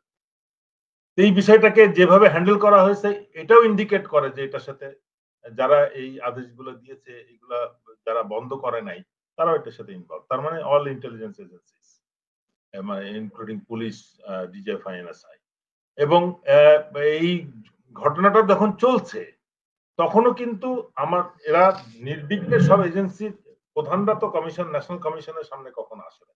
ডিজিএফআই, এনএসআই, স্পেশাল ব্রাঞ্চ, এরা তাদের ডেপুটিদেরকে বা অধস্তন অফিসারকে সবসময় পাঠিয়েছে। তারা এসে এমন একটা ভাব করেছে যে তারা কিছুই জানতো না বিডিআর এর ভিতরে কি হচ্ছে, মানে যেটা কোনো অবস্থাতে গ্রহণযোগ্য না। যদি তারা অতীতে অন্য পরিস্থিতিতে নাও জেনে থাকে, এই ভিজিট উপলক্ষে তাদের ব্যাপক একটা সার্ভে পরিচালনা করার কথা, বিশেষ করে যেখানে 21 তারিখে একটা লিফলেট বের হয়েছে এবং সেখানে হুমকি দেওয়া হয়েছে অফিসারদেরকে প্রয়োজনে হত্যা করা হবে। তো সেই জিনিসগুলোকেই কিন্তু তদন্তের আওতায় আনলেই কিন্তু মিলিটারি অফিসাররা ইনভলভ হয়। জগলুল যেটা বলছে যে পরের ঘটনা তো অবশ্যই, মানে এটা তো অবশ্যই, এবং আমি সবসময় বলে আসছি যে মিলিটারি অফিসারদের সম্পৃক্ততা না থাকলে এত বড় একটা হত্যাকাণ্ড এইভাবে সুচারুভাবে পরিকল্পিত এবং নিশ্চিত করা, যেখানে বিডিআর এর সৈনিকরা নির্বিঘ্নে 10,000 সৈনিক 200 মাইনাস, মানে 9 তারিখে সকালে যা 10,000 সৈনিক সেখানে ছিল সদস্য, তাদের অনেকের পরিবার সদস্যরা ছিল, তারা 26 তারিখ বিকালে সেখানে মাত্র 200 সৈনিককে পাওয়া যায়। এরা কিন্তু নির্বিঘ্নে একটা যে বিডিআর পিলখানার ভিতরে ব্যাপক একটা হত্যাকাণ্ড সংঘটিত হচ্ছে, সেখান থেকে হত্যাকারীরা কিভাবে নির্বিঘ্নে বেরিয়ে গেল? সেখানে কেন রাত্রে সন্ধ্যার পরে লাইট বন্ধ করা হলো, লাইট জ্বালানোর ব্যবস্থা কেন করা হলো না? এগুলো প্রশ্ন তো আসবে, কে বন্ধ করছে? কেন তাপস, ব্যারিস্টার তাপস সেনাবাহিনীকে 3 কিলোমিটার, জনগণকে 3 কিলোমিটার দূরে চলে যেতে বলল? কেন জয় বাংলা মিছিল, জয় বাংলা স্লোগান দিতে দিতে মিছিল দুই দিক থেকে গেট দিয়ে ভিতরে প্রবেশ করলো, 50 জন প্রবেশ করলো, 200 জন বেরিয়ে গেল? এরা কারা? অ্যাম্বুলেন্স ঢুকলো, লোক নিয়ে বেরিয়ে গেল, এরা কারা? এই সমস্ত বিষয় কিন্তু অলরেডি জনগণ জানেন। এইগুলোর উত্তর নিলেই কিন্তু এটার সাথে জানা যাবে যে এটার সাথে সামরিক অফিসাররা ইনভলভ। এটা কিন্তু আচ্ছা স্যার, একটা কোশ্চেন করি। সেই কোশ্চেনটা হচ্ছে যে আমি আমার যে অনুসন্ধানটা করেছিলাম, আমার সবশেষ প্রোগ্রাম যেটা বিডিআর নিয়ে ছিল, সেখানে আপনার একটা রেকর্ডিং আমি শুনিয়েছিলাম, যেখানে আপনি প্রশ্ন করছেন বিভিন্ন জনকে ডেকে এনে, যেমন সেখানে জাহাঙ্গীর কবির নানককে আপনি জিজ্ঞাসাবাদ করেছিলেন, আজমকে জিজ্ঞাসাবাদ করেছিলেন, কামরুল ইসলামকে জিজ্ঞাসাবাদ করেছিলেন। মানে আমার কথা হচ্ছে এই যে জিনিসটা এতদিন কেন প্রকাশ পায়নি, এবং আপনি যে তাদেরকে জিজ্ঞাসাবাদ করেছিলেন, আমি আপনার প্রশ্নের ধরন দেখেই বুঝছিলাম যে এখানে আপনি তারা যে গিলটি, তারা যে মিথ্যা বলছে সেটা বুঝতে পেরেছিলেন। মানে আপনি কি এটা প্লেস করেন নাই সেনাবাহিনীতে বা আপনাদের গোয়েন্দা সংস্থাকে, যে আপনি আপনার অনুসন্ধানে আপনার জিজ্ঞাসাবাদে কি কি পেলেন, সেটা বন্ধ করা হলো কেন, এবং সেই অনুযায়ী বিচারটা চালানো সম্ভব হয় নাই কেন? ইন্টারেস্টিং বিষয় হচ্ছে যে ওখানে ডেপুটি সেক্রেটারি একজন ছিলেন আমাদের সদস্য, মানে ওখানে আমাদেরকে অ্যাসিস্ট করতেন, বা সিভিল ব্যুরোক্রেট, সে কিন্তু তার হাতেই এই রেকর্ডিংটা ছিল। আমার I was surprise to here my voice, যে প্রশ্নগুলো বা ওই ইন্টারভিউ এর সব কাহিনী প্রকৃত অর্থে এই আমার জেরার পরিপ্রেক্ষিতেই কিন্তু আমাকে পরে, মানে ওই পিএনজি টাইপ বা আমাকে হোস্টাইল মেম্বার হিসেবে কনসিডার করা হলো, এবং আমার পরে ব্রিগেডিয়ার রফিককে এনে, তার মনে হয় 6 মাসেরও কম চাকরি ছিল, তাকে ওই অফারটা দেওয়া হলো যেটা আমি রিজেক্ট করেছিলাম। তো সত্যিকার অর্থে কিন্তু আমার কার্যক্রমে আমি কমিশনকে স্পষ্টভাবে বুঝিয়ে দিয়েছিলাম যে তদন্তটা ঠিক মতো হচ্ছে না। আরেকটা ঘটনা আমি বলতে পারি, আবুল কাহার আকান্তকে কমিশন যখন ডাকে, আবুল কাহার আকান্ত প্রায় আধা ঘন্টা ধরে, আমরা সবাই কমিশনে বসা, এবং সে এসে আধা ঘন্টা ধরে মানে তার বক্তব্য দিতে থাকে, বিভিন্ন ভাবে মানে হাইপোথেটিক্যাল কথাবার্তা সে কমিশনকে বলে, এবং আমি অবাক হয়ে দেখি যে কমিশনের সদস্যরা মানে একেবারে খুব মনোযোগের সাথে তার কথা শুনছে, কিন্তু সে কিন্তু কমিশনকে কোনো তথ্যই দিচ্ছে না। সবকিছুর ব্যাপারে সে আইন দেখাচ্ছে। যে আমি তাকে শুধু একবার মনে করালাম প্রথম দিকে যে এই কমিশন তো কোর্ট, সুতরাং এই কোর্টকে তো যে কোনো তথ্য দিতে আপনি বাধ্য, সিআইডি দিতে বাধ্য। মানে সে আইন দেখাচ্ছে যে আমি যা পেয়েছি আমি কাউকে শেয়ার করব না, এটার জন্য নিষেধাজ্ঞা আছে, এরকম অনেকক্ষণ মানে দেখলাম যে সবাই, কেউ কোনো প্রশ্ন করছে না। তখন আমি তাকে থামিয়ে বললাম, আপনার র্যাঙ্ক কি? বলা এএসপি। আপনি না অবসরে ছিলেন? জি স্যার, আমি আবার চাকরিতে ফেরত আসছি। বলে এখানে যারা উপস্থিত আছে এরা কারা জানেন, চিনেন? তখন সে বলতেছে অমুক সেক্রেটারি, হাবিবুল্লাহ আল সেক্রেটারি, প্রধান অবসরপ্রাপ্ত সেক্রেটারি, আমরা সব জয়েন্ট সেক্রেটারি লেভেলের, রিজিওনাল সেক্রেটারি লেভেলের। তার মানে এগুলো কি সব বেকুব মনে করতেছেন? আমি আরো মানে কঠোর ভাষায় তাকে বললাম, এগুলো কি সব বেকুব? আপনি যে কথাগুলো বলতেছেন, আপনি জানেন যে আপনি কোনো তথ্যই দিচ্ছেন না, আপনি আপনার ওই হাইকোর্ট, সুপ্রিম কোর্ট সব দেখাচ্ছেন। Don't you think we understand আপনি কি বলতেছেন? You are wasting our time. If you have nothing to give, just get out. আমি কিন্তু তাকে সোজা ওইখান থেকে বের করে দিয়েছে without asking permission from the মানে সভাপতি। এই জিনিসগুলো হচ্ছিল কোর্টে। আমরা সারাদিন ধরে একটা বাকওয়াস শুনছি, এক একজন আসছে গল্প করে চলে গেছে। Same with Mamun Khaled. মামুন খালেদ দেশে 2টা স্টেটমেন্ট দিচ্ছে। তার স্টেটমেন্টের মধ্যে ছিল সে আসলো, থাকলো, গেল, সন্ধ্যার সময় খাইতে গেল, ডিনার করতে গেল, রেস্ট করতে গেল, সকালবেলা সে গেল, নাস্তা করে ফেরত আসলো। বললাম হোয়াট আর ইউ টকিং? তুমি এখানে বসে তো এই ক্লিয়ারদের সাথে মিটিং করছো, পলিটিশিয়ানদেরকে নিয়ে ক্লিয়ারদের নিয়ে মিটিং করছো, তুমি এগুলো নিয়ে কোনো কথা বলো না। ডিজির তোর কোনো খবরই নাই, ডিজিএফআই সেখানে ছিলই না। যেখানে তাদের এগিয়ে আসার কথা, হেল্প করার কথা, তার কলিগ, ডিজির কলিগকে হত্যা করা হয়েছে, তার 2 জন কোর্স ব্যাচমেটকে হত্যা করা হয়েছে, সেই সাথে আরো 56 জনকে হত্যা করা হয়েছে, তার পরিবারকে হত্যা করা হয়েছে নৃশংসভাবে। সেখানে তারা এসে সব রূপকথার গল্প বলতেছে এবং সবাই চুপ করে এটা সহ্য করছে। এটা বিবেকবানদের জন্য ওইখানে ওই কমিশনে উপস্থিত থাকাটাও একটা পানিশমেন্ট হিসেবে আমি মনে করি। আমার জন্য একটা পানিশমেন্ট ছিল যে এখানে সব গল্প আড্ডা হয়। একটা পর্যায়ে কিন্তু আমি ওই এয়ারফোর্স এবং নেভির কমোডার নাসির এবং ওই কমোডার যে ইয়ে ছিল এয়ার কমোডার সানাউল হকরে নিয়ে আমরা কাজ শুরু করি। We took all papers and computer from নিয়ে কাজ শুরু করছি। এই পর্যায়ে আমি মনে করি যে সানাউলের হি গট কম্প্রোমাইজ এবং পরে তাকে রিওয়ার্ড দেওয়া হয়েছে। মানে আমরা যে কাজগুলো করতেছিলাম এই কাজগুলো সানাউল মানে জানিয়ে দেয়, তার পরিপ্রেক্ষিতে ব্রিগেডের রফিক আসে কমিটিতে, আমাকে নিষ্ক্রিয় করে দেয় এবং he got reward. He became air vice marshal, civil এভিয়েশনের চেয়ারম্যান দীর্ঘদিন। Spend all his good time and retired, enjoying his retired life. আমি তো মনে করি যে এই তদন্তের যেরকম ওই সিভিল কোর্টে বিচারের ব্যাপারে যারা সিদ্ধান্ত দিয়েছে হাইকোর্টের বিচারকরা, তাদেরকেও তো এখন প্রশ্নের মধ্যে আনা উচিত। আপনি যেটা বললেন যে বিচারপতিদের বিচারের সময় আসছে, এটা কেন এই মিলিটারিদের ইনভলভমেন্টটা এই ইনভলভমেন্টটা কেন বিচারের আওতায় আনা হলো না? কোর্ট মার্শালটা কেন হলো?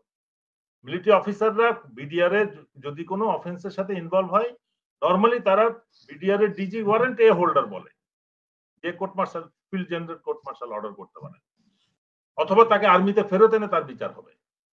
এত বড় একটা হত্যাকাণ্ড হলো। Battalion 44 rifle battalion, 44 rifle battalion এই বিদ্রোহের সাথে জড়িত ছিল। তার সিও, তার অফিসাররা নির্বিঘ্নে ভিতরে থাকলো। ইন্টারেস্টিং, শামসকে 2বার স্টেটমেন্ট দিতে হয়, মামুন খালেদকে 2বার স্টেটমেন্ট দিতে হয়েছে এবং সে এমন এমন গল্প, সেও ওই রূপকথার গল্প কমিশনকে বলছে।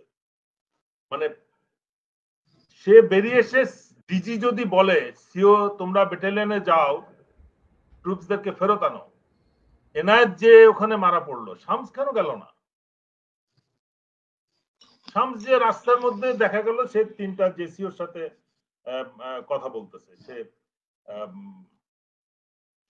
ওখানে বসে বেশ কিছুক্ষণ আলাপ সালাপ করে সে একটা বাসার মধ্যে। জি স্যার, এই ঘটনাগুলো আমরা এরই মধ্যে জানি। জনাব অ্যাডভোকেট পারভেজ হোসেন স্যার, আপনাকে দিয়ে আমরা শেষ করব। যে আপনি কি বলছিলেন আমার মনে হয় আপনি বলেন। আপনি আনমিউট করতে হবে স্যার। জগলুল হাসান স্যার এবং হাসান নাসির স্যার খুব ভালো করে বলেছেন। স্যার আমি বিশেষ করে আপনাদের দুজনকে দুটো বিষয় একটু ভূমিকা রাখবার একটা সুযোগ আছে বলে নিবেদন করছি। প্রথম কথা হচ্ছে যে আপনাদের দুজনের আলোচনা একেবারেই পরিষ্কার যে এটি একটি পরিকল্পিত হত্যাকাণ্ড ছিল। এটি আসলে বিডিআর মিউনিটি ছিল না। আমরা যে মিটিংয়ের কথা বলি সেটা না, এটা একটি পরিকল্পিত হত্যাকাণ্ড ছিল। 56 জন সামরিক অফিসার এবং শাকিল সাহেবের ওয়াইফকে ধরলে 57 জন। এদেরকে যদিও এখানে টোটাল হত্যাযোগ্যের সংখ্যা হচ্ছে 74, এটা আপনারা জানেন। তো বলছিলাম যে ষড়যন্ত্রের অংশের কথা বলেছিলেন আপনি। দেখেন দুটো বিষয় এখনো কন্টিনিউ করছে, যেটা আমার কাছে খুবই খারাপ লাগে এবং এই বিষয়গুলো আপনাদের মাধ্যমে আপনাদের ভূমিকা রাখবার সুযোগ আছে বলে আমি মনে করি। নাম্বার 1 হচ্ছে আপনি যখন যে বাহিনী থেকে আপনি যখন বিডিআর আসেন না কেন, আপনি বিডিআর এর ড্রেস পরছেন, বিডিআর হিসেবে আপনি ভূমিকা রাখছেন, ওখানে বেতন নিচ্ছেন, রেশন নিচ্ছেন, সব সুবিধা নিচ্ছেন। এবং সেদিন যে সংগঠিত পিলখানা হত্যাকাণ্ড ঘটলো সেটি বিডিআর এর সাথে এই বিহেভটি করা হলো।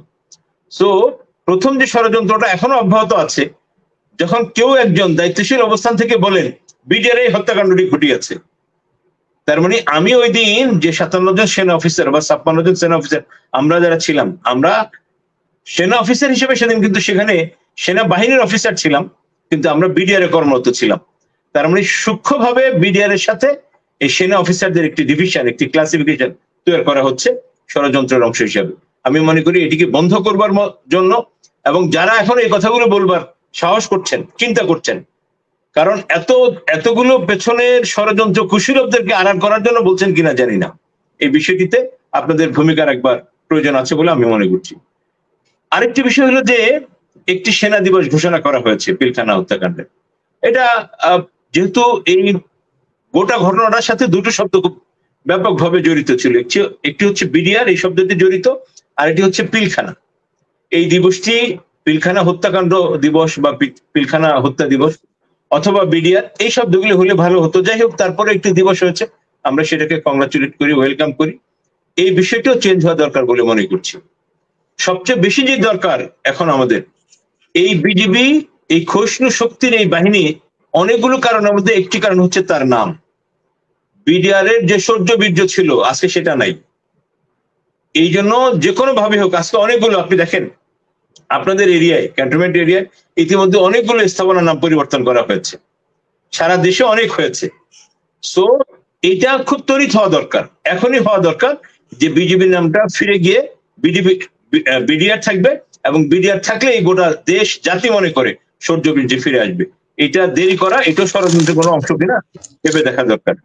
সবশেষ যেই কথাটি বলবার চেষ্টা করছি সেটি হচ্ছে এই যে ষড়যন্ত্রের সাথে যারা জড়িত ছিলেন তারা যেমন আছেন, এখনো যারা ষড়যন্ত্র করছেন নানানভাবে তাদের বক্তব্য বিবৃতিতে এটি পরিষ্কার হয়ে যাচ্ছে, এবং এই ষড়যন্ত্রের অংশ হিসাবে তারা সূক্ষ্ম একটি কারসাজি রেগুলার করে যাচ্ছেন। সেটা হচ্ছে বিডিআর, এবং এই বিডিআর এর মধ্যে একটি ডিভিশন করছেন যে বিডিআর এবং সেনা সদস্য। এর মধ্য দিয়ে বিডিআর এর যারা করেছে, বিডিআর এর পোশাক পরে সেদিন যে অপকর্মগুলো যারা করেছে, ভুল কর্মটি করেছে, অবভিয়াসলি তারা দায়ী। আমরা এই কথাটা বারবারই যেন বলার চেষ্টা করছি যে নতুন যে তদন্ত হচ্ছে সেই তদন্তের আওতায় যারা যারা আসবেন, যে যেখানে আছেন যারা আসবেন, তারা আবার বিচারের সম্মুখীন হবে। কিন্তু যতদিন পর্যন্ত এই কমিশনের তদন্তটা শেষ না হচ্ছে, ততদিন পর্যন্ত কমিশনকে নির্দেশ করার মতো, ডিকটেট করার মতো, অর্ডার করার মতো, ফুল স্টপ দেওয়ার মতো কোনো আচরণ কেউ যেন না করে, এবং সেই করাটা ষড়যন্ত্রের কোনো অংশ কিনা সেটাও এই জাতির এখন বোঝার বিষয় আছে।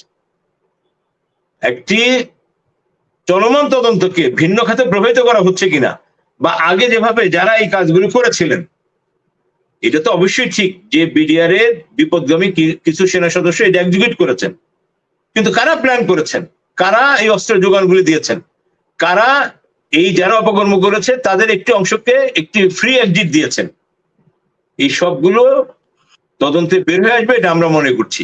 সেই তদন্তকে প্রভাবিত করার জন্য নানানজন নানানভাবে কথা বলছেন, সেটা ষড়যন্ত্রের কোনো পার্ট কিনা এটা এখন ভেবে দেখার বিষয়, এবং এ ব্যাপারে আপনাদের ভূমিকা রাখার সুযোগ আছে। আমরা সবশেষ যে কথাটি বলতে চাচ্ছি খুব বিনয়ের সাথে একজন সাধারণ নাগরিক হিসেবে, কোনোভাবেই বিডিআর এর হত্যাকাণ্ডে এই চলমান তদন্তের জন্য কেউ প্রভাব ফেলতে না পারে।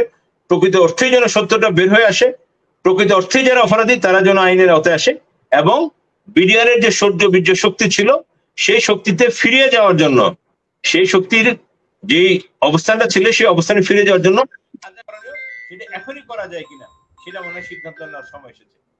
করছি যে এই বিষয়গুলো ভেবে আপনাদের যার যেখানে যেভাবে সুযোগ রাখা, ভূমিকা রাখার সুযোগ আছে, সেই ভূমিকা রেখে বিজেপি থেকে বিডিআর এর নাম ফিরিয়ে আনা, এবং তদন্ত শেষ না হওয়া পর্যন্ত তদন্তের বিষয়ে কোন প্রকার নির্দেশনা দেওয়া, অথবা সেমিক্লোন, ক্লোন, কমা, ফুল স্টপ দেওয়া, এগুলো করে তদন্তকে ভিন্ন খাতে প্রভাবিত করার চেষ্টা যাতে কেউ না করে, সেই দিকটায় গোটা জাতির সাথে আপনাদেরও সজাগ দৃষ্টি রাখবার জন্য বিনীত অনুরোধ করছি।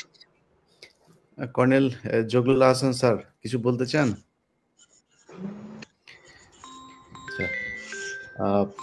প্রিয় দর্শক, আমরা অনুষ্ঠানের শেষ দিকে আপনাদেরকে যেই কথাটা আমাদের পারভেজ স্যার বললেন যে কমা, দাড়ি, ফুল স্টপ, সেটা উনি কি বলতে চেয়েছেন আপনারা নিশ্চয়ই এই বিষয়টা জানেন।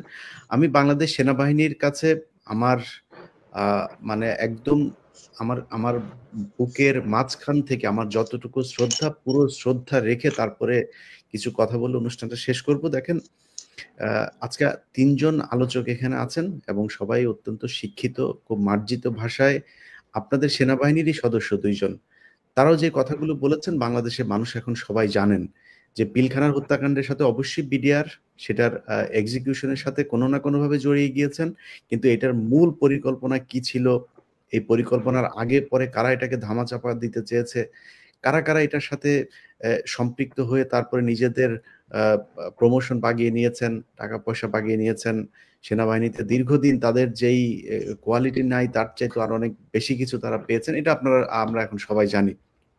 তো দিন যত যাবে মানুষ তত বেশি এটার ব্যাপারে জানবে। যারা আজকে জেলখানায় আছে ৫ তারিখের পর থেকে আজকে প্রায় ৭ মাস পার হয়েছে, এর মাঝখানে ৪-৫ জন বিডিআর এর সৈনিক তারা মারা গিয়েছেন। এই গত সপ্তাহেও আপনার সুবেদার জুবায়ের সাহেব মারা গিয়েছেন। তিনি কোরআনের একজন হাফেজ, কোরআনের অত্যন্ত ভালো কোরআন তেলাওয়াত করতেন। সেনাবাহিনীর যেই বিডিআর এর যিনি ডিজি ছিলেন তারও অত্যন্ত স্নেহভাজন একজন বিডিআর এর সদস্য ছিলেন। সেই ব্যক্তিটাকে জেলখানায় রেখে রেখে মেরে ফেললেন। তো যদি মনে করেন এখন যে তদন্ত কমিটি হচ্ছে এটা যদি সো কল্ড না হয়, এটা যদি আসলে অ্যাক্ট করে, সেই ক্ষেত্রে যদি মনে করেন ৫ মাস পরে যে জানলেন যে কমিশন বলল যে এরা দায়ী না, এই যে ৬ মাস ৭ মাসের ভেতরে ৪-৫ জন মানুষ মারা গেল, অন্তত এদের দায় তো আপনাদেরকে নিতে হবে। এদেরকে ছাড়লে অন্তত পরিবারের কাছে গিয়ে তারপরে তারা মারা যেতে পারত। তো আরো সামনে কি হবে, আরো কারা আছেন এখানে, আমি আমার অনুসন্ধানে যেটা দেখিয়েছি যে ডিএডি তৌহিদ যিনি ১ নাম্বার আসামি, তাকে নিয়ে কত ধরনের, আমি বলছি না তিনি নির্দোষ নাকি তিনি অপরাধী, কিন্তু তাকে নিয়ে যে গোজামিল দেয়া হয়েছে তার মানে বিচারটা আবার হতে হবে নতুন করে। সেই বিচারটা যদি নতুন করে না করে আপনারা মনে করেন বিডিআর এর উপরে দায় চাপিয়ে দিয়ে সবকিছু জায়েজ করে ফেলবেন, এটা মনে হয় বাংলাদেশে সম্ভব না। এবং আমি অন্তত দেশের বাইরে তো আমি জানি সেনাবাহিনীর ক্ষমতা কি, সেনাবাহিনী, আমি দেশে যদি থাকতাম এতদিন এত কথা বলার সময় আপনারা দিতেন না, সুযোগ দিতেন না। আমি কিন্তু দেশের বাইরে আছি, আমার মেরে ফেলতে হবে। আমি যদি না মারা যাই, আল্লাহ যদি বাঁচায় রাখেন আমাকে, আমি তো এখান থেকে সরবো না। কারণ এই বিডিআর হত্যাকাণ্ডে শুধু আমি একা না, আমার দেশ, বিডিআর এর পরিবার, সেনাবাহিনীর পরিবার, অনেকের জন্য সারা জীবন ধ্বংস। আজকে এই যে আমাদের এখানে কথা বলছেন জনাব জগলুল আহসান, ওনার সাথে আমি আজকে তো উনি অনেক কথা বলেন নাই, আমার সাথে ওনার যখন কথা হয়, উনি যে কথা বলেছেন, এগুলো একটা সেনাবাহিনীর অফিসারকে তার দেশের সেনাবাহিনী এত নির্যাতন করতে পারে না। একজন সেনাবাহিনীর ক্যাপ্টেন শাহনাজ, তার স্বামীকে মেরে ফেলেছেন আপনারা। ২ জন অফিসারকে যশোর থেকে ঢাকা আনার কথা বলে হেলিকপ্টার ক্রাশ করে আপনারা মেরেছেন। এটা আপনারা, এই বিডিআর এর অফিসার। আমি এগুলো ইউটিউব ফেসবুকে দেখানো জানে, দেখাইলে আপনি রেস্ট্রিকশন আসবে। ওদের পায়ে আপনি যান জেলখানায়, যদি বিশ্বাস না হয় যারা জেলখানা থেকে বের হয়েছে, আমি প্রতিটা সদস্যের শরীর চেক করতে বলবো। পায়ের এই মাথা থেকে ওই মাথা পর্যন্ত গ্রিল ঢুকিয়ে তারপরে তার ফুটো করা হয়েছে। এটা কোনো মানুষ করতে পারে নাকি? একটা নিষ্পাপ নির্দোষ মানুষকে আপনি নিয়ে তারপরে এইভাবে অত্যাচার করছেন, এটা কোনো দেশের সেনাবাহিনীর কাজ না। আমার মনে হয় শুধু বাংলাদেশ না, সাবকন্টিনেন্ট না, সারা পৃথিবীর ইতিহাসে কোনো স্বাধীন দেশ, যেই দেশে একটা স্বাভাবিক সরকার রান করে, এরকম কোনো দেশের ভেতরে এইভাবে বিচারের নামে এই ধরনের মকারি পৃথিবীর ইতিহাসে কোনোদিন হয়েছে বলে আমার জানা নাই। তো সেই বিচারটা আমার মনে হয় সুষ্ঠু হইতে হবে। আপনারা যদি মনে করেন এই ইস্যু, ওই ইস্যু, সেই ইস্যু সামনে এনে তারপরে বিডিআর এর এখান থেকে আমাদেরকে সরাইতে চাবেন, আমি অন্তত সরবো না। আমি জানি না যারা সোশ্যাল মিডিয়াতে খুব প্রভাবশালী তারা কেন কথা বলেন না, কেন এটা নিয়ে কোনো আলোচনায় নাই। আমার বিশ্বাস বিডিআর এর হত্যাকাণ্ডের যদি বিচার হয়, এই দেশের ক্যান্টনমেন্ট সোজা হবে, এই দেশের স্বাধীনতা সোজা হবে, এই দেশের বিডিআর যাদেরকে আজকে বিজিবি বানিয়ে গার্ড বানিয়ে তারপর রাখা হয়েছে, তারা গার্ড না, তারা এই দেশের মালিক। এই দেশটাকে আমরা নিশ্চিন্তে ঘুমাতাম তাদের কারণে, তারা জেগে থাকতো এই জন্য। অতএব তাদেরকে যারা বাংলাদেশ বর্ডার গার্ড বানিয়ে বিডিআর থেকে তারপরে আমাদের দেশকে আরেক দেশের কাছে ইজারা দিয়েছে, সেই জায়গাটা আমার মনে হয় ঠিক হতো। তো আমি আশা করি কালকে এখন থেকে কয়েক ঘন্টা পরে বিচারক সাহেব আপনি যিনি আছেন, আপনি, আপনার উপরে কোনো নাই, কারণ হচ্ছে যে আমি গত ৩-৪ দিন আগের একটা ঘটনা দিয়ে যদি আপনাদেরকে মানে বুঝাই যে দেশের বিচার ব্যবস্থাটা কেমন। মাদারীপুরের একজন বিচারক, তিনি ৩ দিন কোর্ট থেকে বের হন নাই। তাকে আমি সরাসরি বলি, কেউ কিছু মনে করি না, ডিজিএফআই তাকে উঠায় নিয়ে যাবেন।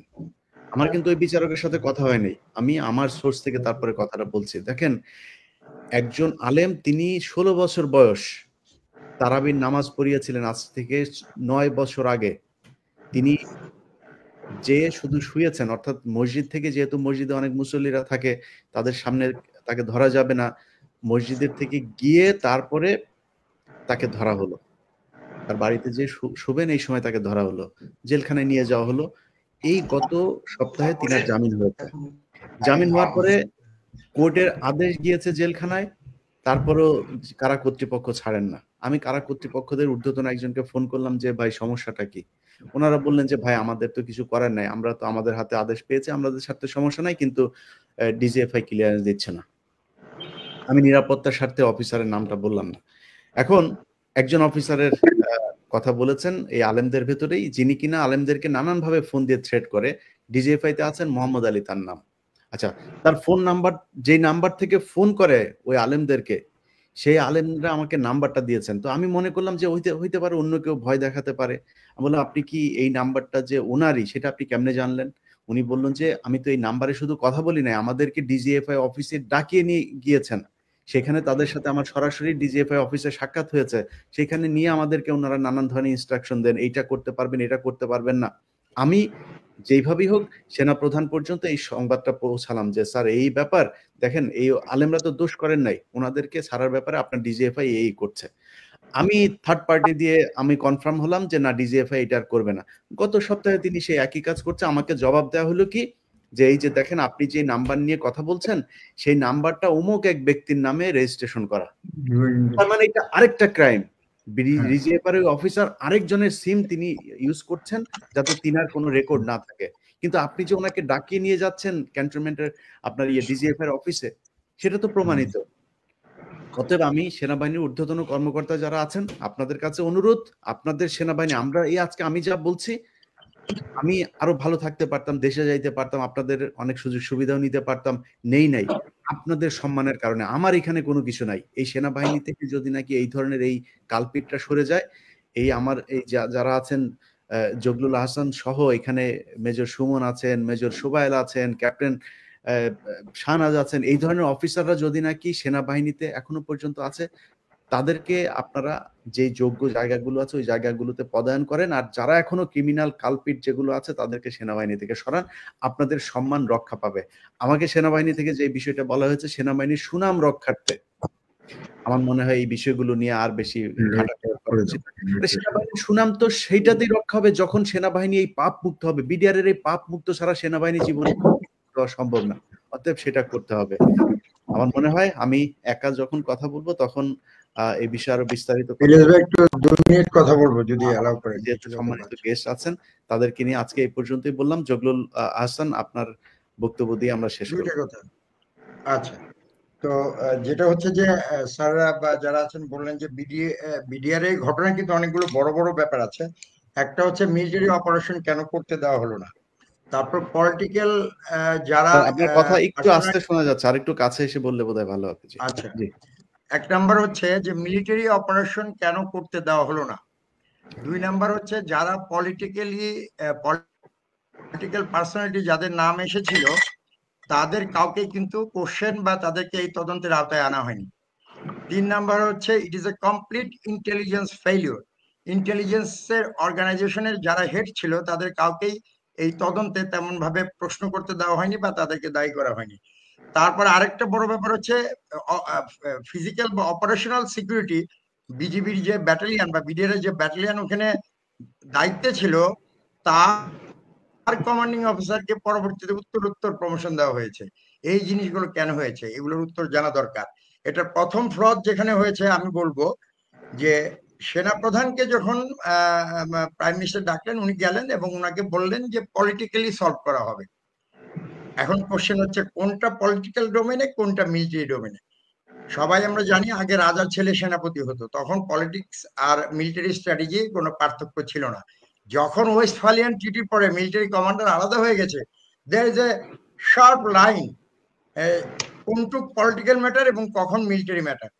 আপনি দেখেন যে আলোচনা পলিটিক্যাল ম্যাটার বা পলিটিক্যাল মিনস, কিন্তু যখন বুলেট ফায়ার হয়ে গেছে তারা যদি আটকে রেখেও বলতো যে আমরা এই দাবি আমাদের আছে, এগুলো মানতে হবে, still it was in the political domain. But যখন বুলেট ফায়ার হয়ে গেছে, আপনি কি আগে হত্যা বন্ধ করবেন না পলিটিক্যালি আলোচনা করবেন? সো এই প্রজ্ঞাকে আমাদের প্রাইম মিনিস্টারের ছিল না, বা আমাদের সেনাপ্রধান মইনুল আহমেদের ছিল না। উনি এখন ভিডিও করেন, উনি বলেন যে এটা প্রাইম মিনিস্টার বা ক্যাবিনেট আমাকে বলেছে, পলিটিক্যাল ডিসিশন। উনাকে আমি সাভারে বিদায়ের সময় প্রশ্ন করেছিলাম, স্যার আপনি কি ম্যাডামকে বলেছিলেন যে ম্যাডাম এটা পলিটিক্যাল ডোমেইনে নেই, এটা মিলিটারি ডোমেইনে চলে আসছে ফায়ারিং এর পরে, and it is 10 minutes operation? উনি আমাকে বললেন 10 মিনিটস অপারেশন কিভাবে? একটু বলি, প্রত্যেকটা মিলিটারি অপারেশনে সেন্টার অফ গ্র্যাভিটি থাকে, এটা একটা বিগার টার্ম। যেমন 71-এ ঢাকা ফল করলে বাকি সব ফল করবে। অনেক কিন্তু 17-18 তারিখেও সারেন্ডার করেছে। So Dhaka was the centre of gravity. এটা অনেক পার্সোনালিটিও হতে পারে। আল কায়দার লাদেন ফল করলে আল কায়দা ধ্বংস হয়ে যাবে। সো এখানে বিজিবির এই অপারেশনটাকে যদি টেলিস্কোপ করে নিয়ে আসেন, ওদের সেন্টার অফ গ্র্যাভিটি ছিল 2টা গেট আর কোয়ার্টার গার্ড, যেখানে ভাবিদেরকে আটকে রাখা হয়েছে। সো আপনি মনির আহমেদ সাইকাম বললেন স্যার আপনি 10টা ট্যাঙ্ক 10 দিক দিয়ে ঢুকাই দিবেন। সো 2টা গেট লিকুইডেশন হয়ে গেল, 10টা গেট হয়ে গেছে। ওরা 10টা গেট আটকাতে ব্যস্ত হয়ে যাবে, কারণ ওদের শক্তি ছিল 2টা গেট থেকে আটকে রাখছে, কেউ ঢুকতে পারবে না।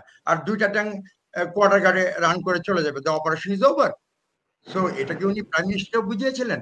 উনি বুঝাননি, কারণ হি ওয়াজ পার্ট অফ ইট।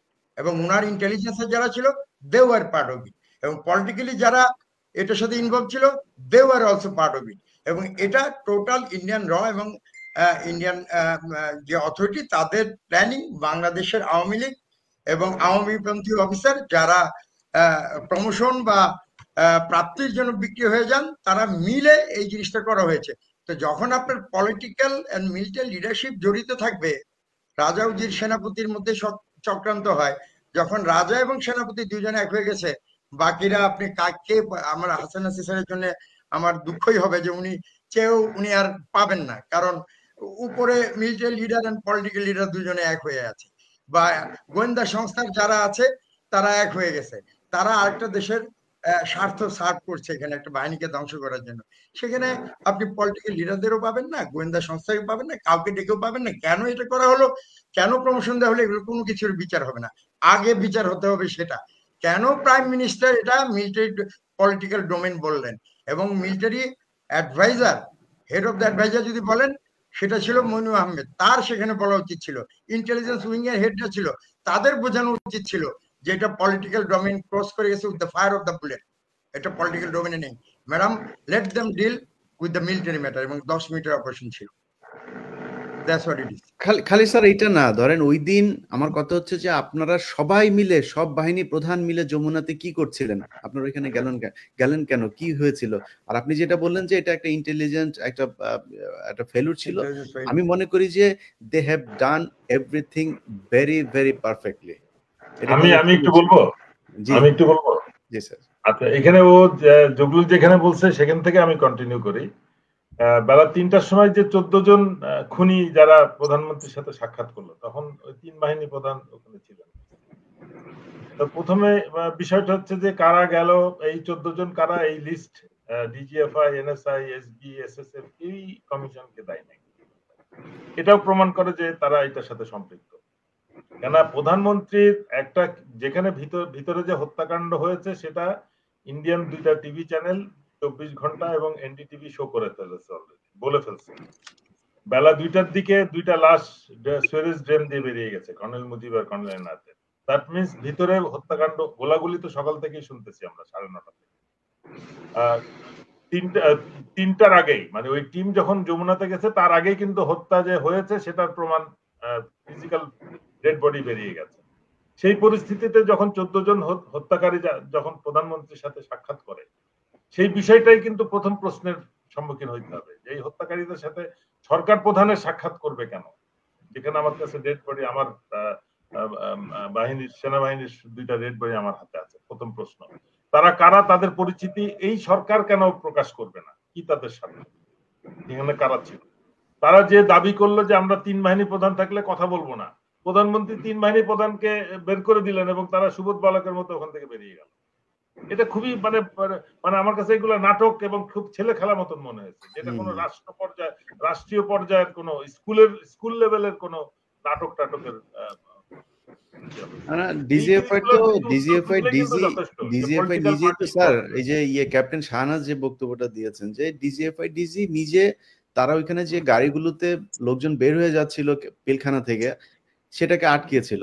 আটকানোর পর ডিজিএফআই ডিজি নিজে বলেছে যে তাদেরকে তোমাকে কে বলেছে এদেরকে ধরতে, ধমক দিয়ে তাকে সরিয়ে দিয়েছে। তো যেহেতু আর্মির একটা চেইন অফ কমান্ড থাকে, তারা অফিসারদেরকে ইগনোর করতে পারে নাই, তারা তাদেরকে ছেড়ে দিতে বাধ্য হয়েছে এবং সেটার কারণে পরবর্তীতে শাহনাজের নানান ধরনের ক্ষতি করা হয়েছে, তিনি চাকরিতে থাকতে পারেন নাই।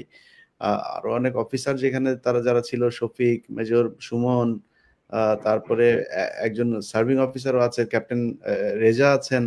এই যে অফিসারদেরকে নানান ভাবে হয়রানি করা হয়েছে ডিউ টু সেই দিনের কারণ, সেই দিন তাদের যে পারফরমেন্স ছিল সেটা। এর পরেও কি আমার আর প্রমাণ প্রয়োজন আছে যে এটার সাথে সরকার প্রধান এবং তার সাথে রাজনৈতিক নেতৃবৃন্দ যারা মানে অবাধে ভিতরে চলাফেরা করছে, পিলখানার ভিতরে অবাধ প্রবেশ ছিল এই তাপস, শেখ সেলিম, নানক এবং ইভেন ওয়ারেসাত বেলাল, রুহি, আপনার ওই যে মাহবুবা, মহিলারা পর্যন্ত, শেগুপ্তা, ইয়াসমিন, এমিলি, এরা কি করে ভিতরে ঢুকলো? আর সামরিক বাহিনীর এরা কেউ ঢুকলো না। এই বিষয়গুলো কিন্তু হিসেবে আনতে হবে যে এরা কোন অথরিটিতে, কোন সাহসে গোলাগুলি হচ্ছে, এতগুলো অফিসারকে মারা হলো, এরা নির্বিঘ্নে ভিতরে ঢুকলো বেরোলো। এই জিনিসগুলো কিন্তু এদের কিন্তু এখনো জিজ্ঞাসার আওতায় আনা হয়। আমি মনে করি আবুল কাহার আকান্দের কিন্তু তাকে তদন্তের কমিশনের কাছে হাজির হওয়ার জন্য নোটিশ দেওয়া না আসলে উচিত। মানে কি স্যার, আব্দুল কাহার আকন্দ, আমি তো খালি বিচারের অপেক্ষায় আছি। আমি নিজে যা মনে করে করুক, আব্দুল কাহার আকন্দের কোথায় কি আছে এই বিডিআর এর পরিবারের লোকজনের যা সেগুলো দখল করা উচিত। কারণ এই ব্যক্তি এত মানুষকে হত্যা করেছে। এই যে পিলখানার যে ইমাম সাহেব, সেই ইমাম সাহেবের হত্যার সাথে সে জড়িত এবং ভালো ভালো মানুষজনকে নিয়ে যায়। আব্দুল কাহার আকন্দের আমি বিডিআর এর পরিবারের কাছে অনুরোধ, আব্দুল কাহার আকন্দ ও সবশেষ হচ্ছে আওয়ামী লীগ থেকে সে এমপি হয়েছে, মনোনয়ন নিয়েছে, সে পুলিশে আবার চাকরি ফেরত পেয়েছে। সো তার অনেক সুযোগ সুবিধা সেই বিডিআর এর এই সৈনিকদেরকে হত্যার মধ্য দিয়ে সে পেয়েছে এই পুরস্কারগুলো। যাই হোক, আমরা যে আলোচনাগুলো করলাম, সেনাবাহিনীকে বলবো যে দেখেন, আপনারা যদি নাকি এই বিচারে বাধা দেন এবং আসল বিচারটা যদি না করেন, তাহলে যতদিন এই আলোচনা চালাইতে থাকবেন ততদিন আপনাদের ভেতরের এই যে এত অসভ্যতা ক্যান্টনমেন্টের ভেতরে ঘটে সেটা আপনারা জেনে যাবেন। এবং এটার সাথে আমার যেটা দাবি, আমি কিন্তু একমত যে বিডিআর এর নাম ফেরত আনতে হবে এবং পোশাক ফেরত আনতে হবে। এটার সাথে হত্যাকাণ্ডের সাথে কোনো সম্পৃক্ততা এবং সবচেয়ে হাস্যকর একটা বিষয়, 18,000 মানুষকে স্যার বিচারের আওতায় আনা হলো। এই 18,000-এর ভেতরে ধরেন এই মুহূর্তে আছে হচ্ছে 672 জন জেলখানায়। সবশেষ আগের দিন 178 জন কি করা হয়েছে, সেই 78 জনের ভেতরেও মনে করেন যে আরো খালাসই ছিল, হাসিনার বিচারই খালাস ছিল, আরো এখনো 99 জন আছে যাদেরকে বের করা উচিত। তো এই যে জিনিসগুলো তারা করলো, 18,000-কে যে আপনি যে খালাস দিলেন, তাদের কোনো নির্দোষ, তাদের চাকরি ফেরত দিলেন না কেন? মূল টার্গেট ছিল বিডিআর এর উপরে, যেটা জগলুল স্যার বলেছেন যে বিডিআর এর এই যে সেনাবাহিনীর কমান্ডে থাকা বিডিআর এর যে একটা বিশাল সেনাবাহিনী হয়ে দাঁড়িয়েছিল, তারা বিডিআর ইটসেলফ একটা সেনাবাহিনী। সো এইটা এই ভারত নিতে পারে নাই যে এরা যদি এত শক্তিশালী হয় তাহলে তো সেনাবাহিনীর সাথে একটা বিশাল ফোর্স তাদের সাথে কম্বাইনলি আমাদের সাথে যুদ্ধ করার সক্ষমতা পেল। এই জিনিসটা তারা নিতে পারে, যে কারণে তাদের মূল টার্গেট ছিল বিডিআর কে ধ্বংস করা, সেটাই তারা করেছে। আমরা ইলিয়াস ভাই, একজন মানুষকে আপনারা খুব ওয়েভার দিয়ে যাচ্ছেন, সেটা হচ্ছে তৎকালীন সেনা প্রধান মইনু আহমেদ। উনি পলিটিক্যাল ডিসিশন হয়েছে এটা বলে নিজেকে কাভার দেন। এই পলিটিক্যাল এন্ড মিলিটারি ডিসিশনের কনফ্লিক্ট কিন্তু আগে হয়েছে, ম্যাকার্থারের সাথে হয়েছিল। এবং মানেকশর একটা উদাহরণ নেন, যখন ক্যাবিনেট ইন্দিরা বললেন সিকিউরিটি ক্যাবিনেটে যে আমি এখন সৈন্য ঢুকাবো জুলাইয়ের দিকে, ইট ওয়াজ মানেকশর, সবাই বাহবা দিয়েছিল, উনি মানবতার পক্ষে যাচ্ছেন, মানে যুদ্ধ পরিচালনা করবেন। মানেকশর বলেছিল, ম্যাডাম আপনি যদি উইন চান, এখন ডিফিট চান এখন ঢুকান, আর যদি উইন চান তাহলে সেপ্টেম্বরের পরে ঢুকান। তো ইন্দিরা একটু নিষ্প্রভ হয়েছিলেন, এতে বললেন যে আচ্ছা সবাই চলে যান, আপনি থাকেন। মানেকশর ফার্স্ট কোশ্চেন ছিল, should I sign the resignation letter sweetie? উনি তো সুইটি করে বলতেন সমস্ত মহিলাকে, আপনি জানেন। তো ইন্দিরা প্রুডেন্ট ছিলেন, উনি বললেন যে না, আপনি কেন বললেন বলেন। তখন উনি বলেছিলেন যে এখন বর্ষা, আমার অফেন্সিভের ট্যাঙ্ক লাগবে, ট্যাঙ্কগুলো আটকে যাবে, আমার অফিসার আর সোলজার পাখির মতো মারা যাবে, ম্যাডাম আমি যদি না বলি তো কে বলবে? That is the military leadership. না, মনির আহমেদ কি সেটা ওনার করেছিলেন? কথা স্যার বলি ম্যাডাম না এটা কেন, পলিটিক্যাল ডোমেনে নেই, আমার উনি অফিসার মারা কিন্তু যাচ্ছে, লেট মি লঞ্চ মাই ফোর্স, এটা উনি করেন নাই, এটার না জন্য ওনার না বিচার স্যার, হওয়া উচিত। আপনাদের অফিসারদের কাছ থেকে যতটুকু শুনেছি যে এই আপনাদের সাবেক সেনাপ্রধান মঈন আহমেদ তিনি একজন নপুংসক না নপুংসক বলে না সেই না, জাতীয় সেটাই একজন বলে, মানুষ। এটা জগলুল স্যার তুমি এটা জিজ্ঞেস করো যে জেনারেল মঈন 20 মে 1996 সালে জেনারেল নাসিম যখন অভ্যুত্থানের চেষ্টা করছিলেন, সাভারে উনি ব্রিগেড কমান্ডার ছিলেন, ওনাকে আদেশ দেওয়া হয়েছিল জয়দেবপুর যাওয়ার জন্য। উনি ওই আদেশটা নেওয়ার পরে প্রায় 2 থেকে 2.5 ঘন্টা মিসিং ছিলেন, ওনাকে খুঁজে পাওয়া যাচ্ছিল না, সেটা এবং ওনার তাকে ব্যাপারে পরবর্তীতে আমরা বাংলাদেশ কিন্তু সেনাবাহিনী প্রধান হিসেবে পেল। এটা কত কিন্তু বড় স্যার একটা জিনিস দুর্ভাগ্যজনক। মাথায় রেখেন, আর হাসান সেটাই হোসেন দুঃখ স্যার, স্যার, আপনার মতো অফিসার সেনাপ্রধান হয়নি, ব্রিগেডিয়ার র্যাঙ্কে চলে গেছে, বাট যারা হয়েছে তারা আমরা তো দেখেছি, তার জন্য আর্মির এই অবস্থা, তার জন্য জিয়াউল আমরা তো হাসানের যথেষ্ট মতো, সম্মানের সাথে তার আল্লাহ জন্য আমাদের। সাইফ স্যারের মতো মিলিটারি অফিসারের বাসা থেকে স্যার 10 কোটি টাকা বেরোয় না, 15 কোটি টাকা বেরোয় স্যার। এই আর্মিতে এই দায় আমি কেন নিবো স্যার? ইলিয়াস না ভাই না, যেটা বলেছেন সেনাবাহিনী, প্রধানমন্ত্রীর আমি পিয়নের এটা বাসায় মানবো না। 500 কোটি টাকা রয়েছে, আর আমাদের সাইফুল আলমের বাসা থেকে 2 কোটি টাকা বেরিয়েছে। আমরা লজ্জায় আমাদের মাথা হেট হয়ে যাচ্ছে। না, এই দায় আমি কেন নেবো স্যার? ইলিয়াস ভাই বলেছেন কার বাংলাদেশ বাসায় সেনাবাহিনী, নো, 1000 কোটি টাকা থাকার কথা। সেনাবাহিনীতে আওয়ামী মদত পুষ্ট এবং লোভী প্রমোশন প্রত্যাশী কিছু অফিসার, এটা বলেন।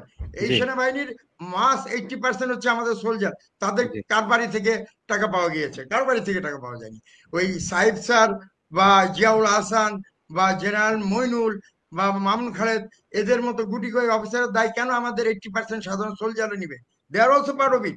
তারা কেউই এরকম ধরনের কারো বাড়ি থেকে আপনি টাকা পাবেন না। তারা ক্ষমতার এই এই এই এই যে ক্রিয়ানক এখানে জড়িত হয় না। They really love this country. তারা সেনাবাহিনীকে ভালোবাসে, এবং সেনাবাহিনীর অফিসারদের মধ্যেও স্যারের মতো এবং আরো অনেকের মতো অফিসার আছে যারা নিজের প্রমোশন র্যাঙ্ক এগুলো এগুলো স্যাক্রিফাইস করে সত্যের পক্ষে দাঁড়ানোর মতো অফিসার আছে।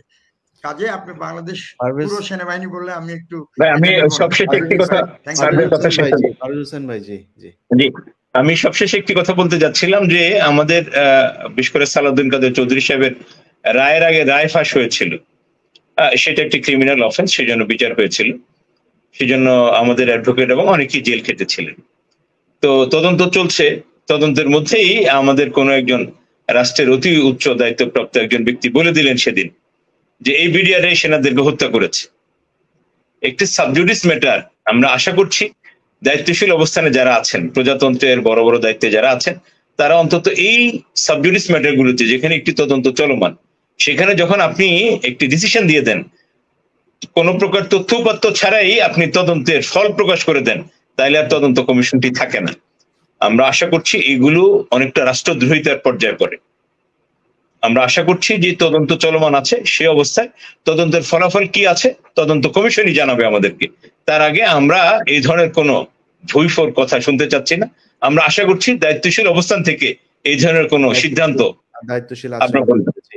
জি, সব পক্ষই দায়িত্বশীল আচরণ করবে এই আশা করছি। আজকে আর আলোচনা আসলে করলে আরো অনেকক্ষণ হয়ে যাবে, যেহেতু সেহরি খাবেন আপনারা একটু পরে আবার। আজকে এই পর্যন্ত, ইনশাল্লাহ আমরা কালকের অপেক্ষায় আছি। সেনাবাহিনীকে আবারও বলবো, আমাদের পারভেজ স্যার সবচাইতে ভালো জানেন, বিশ্বাস করেন। আপনারা দুজন আর্মি অফিসার আছেন, আপনারাও হয়তো এই বিষয়গুলোর সাথে এত বেশি সম্পৃক্ত না, যেটা মানে ওদের পরিবারগুলো না, বিশ্বাস করেন, ধ্বংস হয়ে গিয়েছে, একদম ভিক্ষা করে খায়। বিডিআর এর পরিবার ভিক্ষা করে খায়। আমি নিজে চিনি, আমি মানে ইয়ের কথা বলা ঠিক না, তারপরেও একটা জিনিস বলি, দেখেন আমি মানে এদের মন মানসিকতা কিরকম, আমি খালি এইটুকু বলার জন্য কথাটা বলছি। আমি গত সপ্তাহে আমি যে কোনো একটা মাধ্যমে জেলখানায় 30,000 টাকা পাঠিয়েছিলাম ওদের ইফতারের জন্য, যে আমি আমার জাকাতের টাকা এগুলোর বা দানের টাকা থেকে আমি একটা ওনাদেরকে দিয়েছিলাম, যে ওনারা কি খাবে না খাবে। তো ইফতারের যাতে বিডিআর যারা আছে ওনারা একসাথে যারা ইফতার করেন, জেলখানার ইফতারের পাশাপাশি কিছু টাকা আরো বাড়তি থাকলো আর কি, অন্য খাবার টাবার কিনতে পারবে। এরা কি করেছে দেখেন, এরা করেছে সেগুলো দিয়ে ইফতার কেনে নাই, না কিনা আমাকে জানাইলো যে ওনারা যে ডিসিশন নিয়েছেন সেটা আমাকে আবার আরেকজনকে দিয়ে জানাইলো, ওনাদের ভেতরে 60 জনকে ওনারা করেছে, বাছাই করেছে। এই 60 জনের অবস্থা খুব খারাপ পরিবারের। ওই 60 জনের পরিবারকে ওরা 500 টাকা করে 30,000 টাকা দিয়েছে। আমার এত লজ্জা লেগেছে যে আমার যদি অনেক অঢেল টাকা হইতো তাহলে আমি হয়তো ওদেরকে 30 লাখ টাকা দিতে পারতাম। মানে খুব খারাপ অবস্থা এদের। তো অনেক তো হইলো, দেখেন। একটা কথা বলবার ওই লোভ সংবরণ করতে পারছি না, এটা স্যাররা নিশ্চয়ই জানেন, তারপরও বলছি। সেটা হলো যে আমি দুবার 2015 সালে এবং 2020 সালে রাজনৈতিক কারণে দুবারই জেল কাটার সৌভাগ্যই বলবো, কারণ আমি জেলে না গেলে তো ওদেরকে দেখতে পেতাম না, এই জন্য সৌভাগ্য বলছি। তো আমি বিশেষ করে 2020-এ অনেক সৈনিককে দেখেছি যে তার বউ চিঠি লিখে বলেছে, আমি কি করব, আমি আর পারছি না, সমাজের অত্যাচারে, তোমার পরিবারের অসহযোগিতা, আমি আর পারছি না, আমি কি করব। মানে একটা পর্যায়ে এদের কেউ শুনতো, আমাদের জানা মতে যতজন ভেতরে ছিলেন যারা বিবাহিত ছিলেন একজনেরও বউ নাই, এবং এভাবে লিখে চিঠি লিখে পারমিশন নিয়ে এরপরে ডিভোর্স দিয়ে তারা চলে গেছেন। মানে দুনিয়াতে এই বিডিআর এর সদস্যরা যারা আছেন জেলখানায় আমরা যেভাবে দেখেছি জীবন্ত লাশ হিসেবে আছেন। এদের কোনো পিসি অ্যাকাউন্ট নাই। পিসি অ্যাকাউন্ট বলতে যে অ্যাকাউন্টে বাহির থেকে টাকা পাঠিয়ে ওনারা কিছু কিনে খেতে পারেন, কারণ এদেরকে কেউ দেবে, এ দেওয়ার মতো বাহির আর কেউ নাই। কতদিন, কত সময়, কত টাকা দেবে, কারণ বাইরে যারা আছে এরাই তো, এই ফ্যামিলিতে তো কেউ নেই, ওই একমাত্র উপার্জনক্ষম ব্যক্তি ছিল, ও টাকা দিয়ে চলতো। ও ভিতরে যাওয়ার পরে এখন ফ্যামিলি তো ধ্বংস হয়ে গেছে, ওর বউ বন্ধু চলে গেছে, বাচ্চারা চলে গেছে। মানে এই নির্মমতার শেষ নাই। ভেতরে ওদের কাছে দেখলে মানে কতগুলো, আমি বললাম না যে এই ইয়েকে লাস্টকে গোসল করানো শেখানো, আমি সেটা ওখানে গিয়ে শিখলাম যে একজন বিডিআর সদস্য মারা গেছেন, তাকে দাফন কাফনের জন্য কাফনের কাপড় কেনা, কোনো ব্যবস্থা, মানে কি যে নির্মম অবস্থা ওদের, এগুলো বলে শেষ করা যাবে না প্রতিটি মানুষের।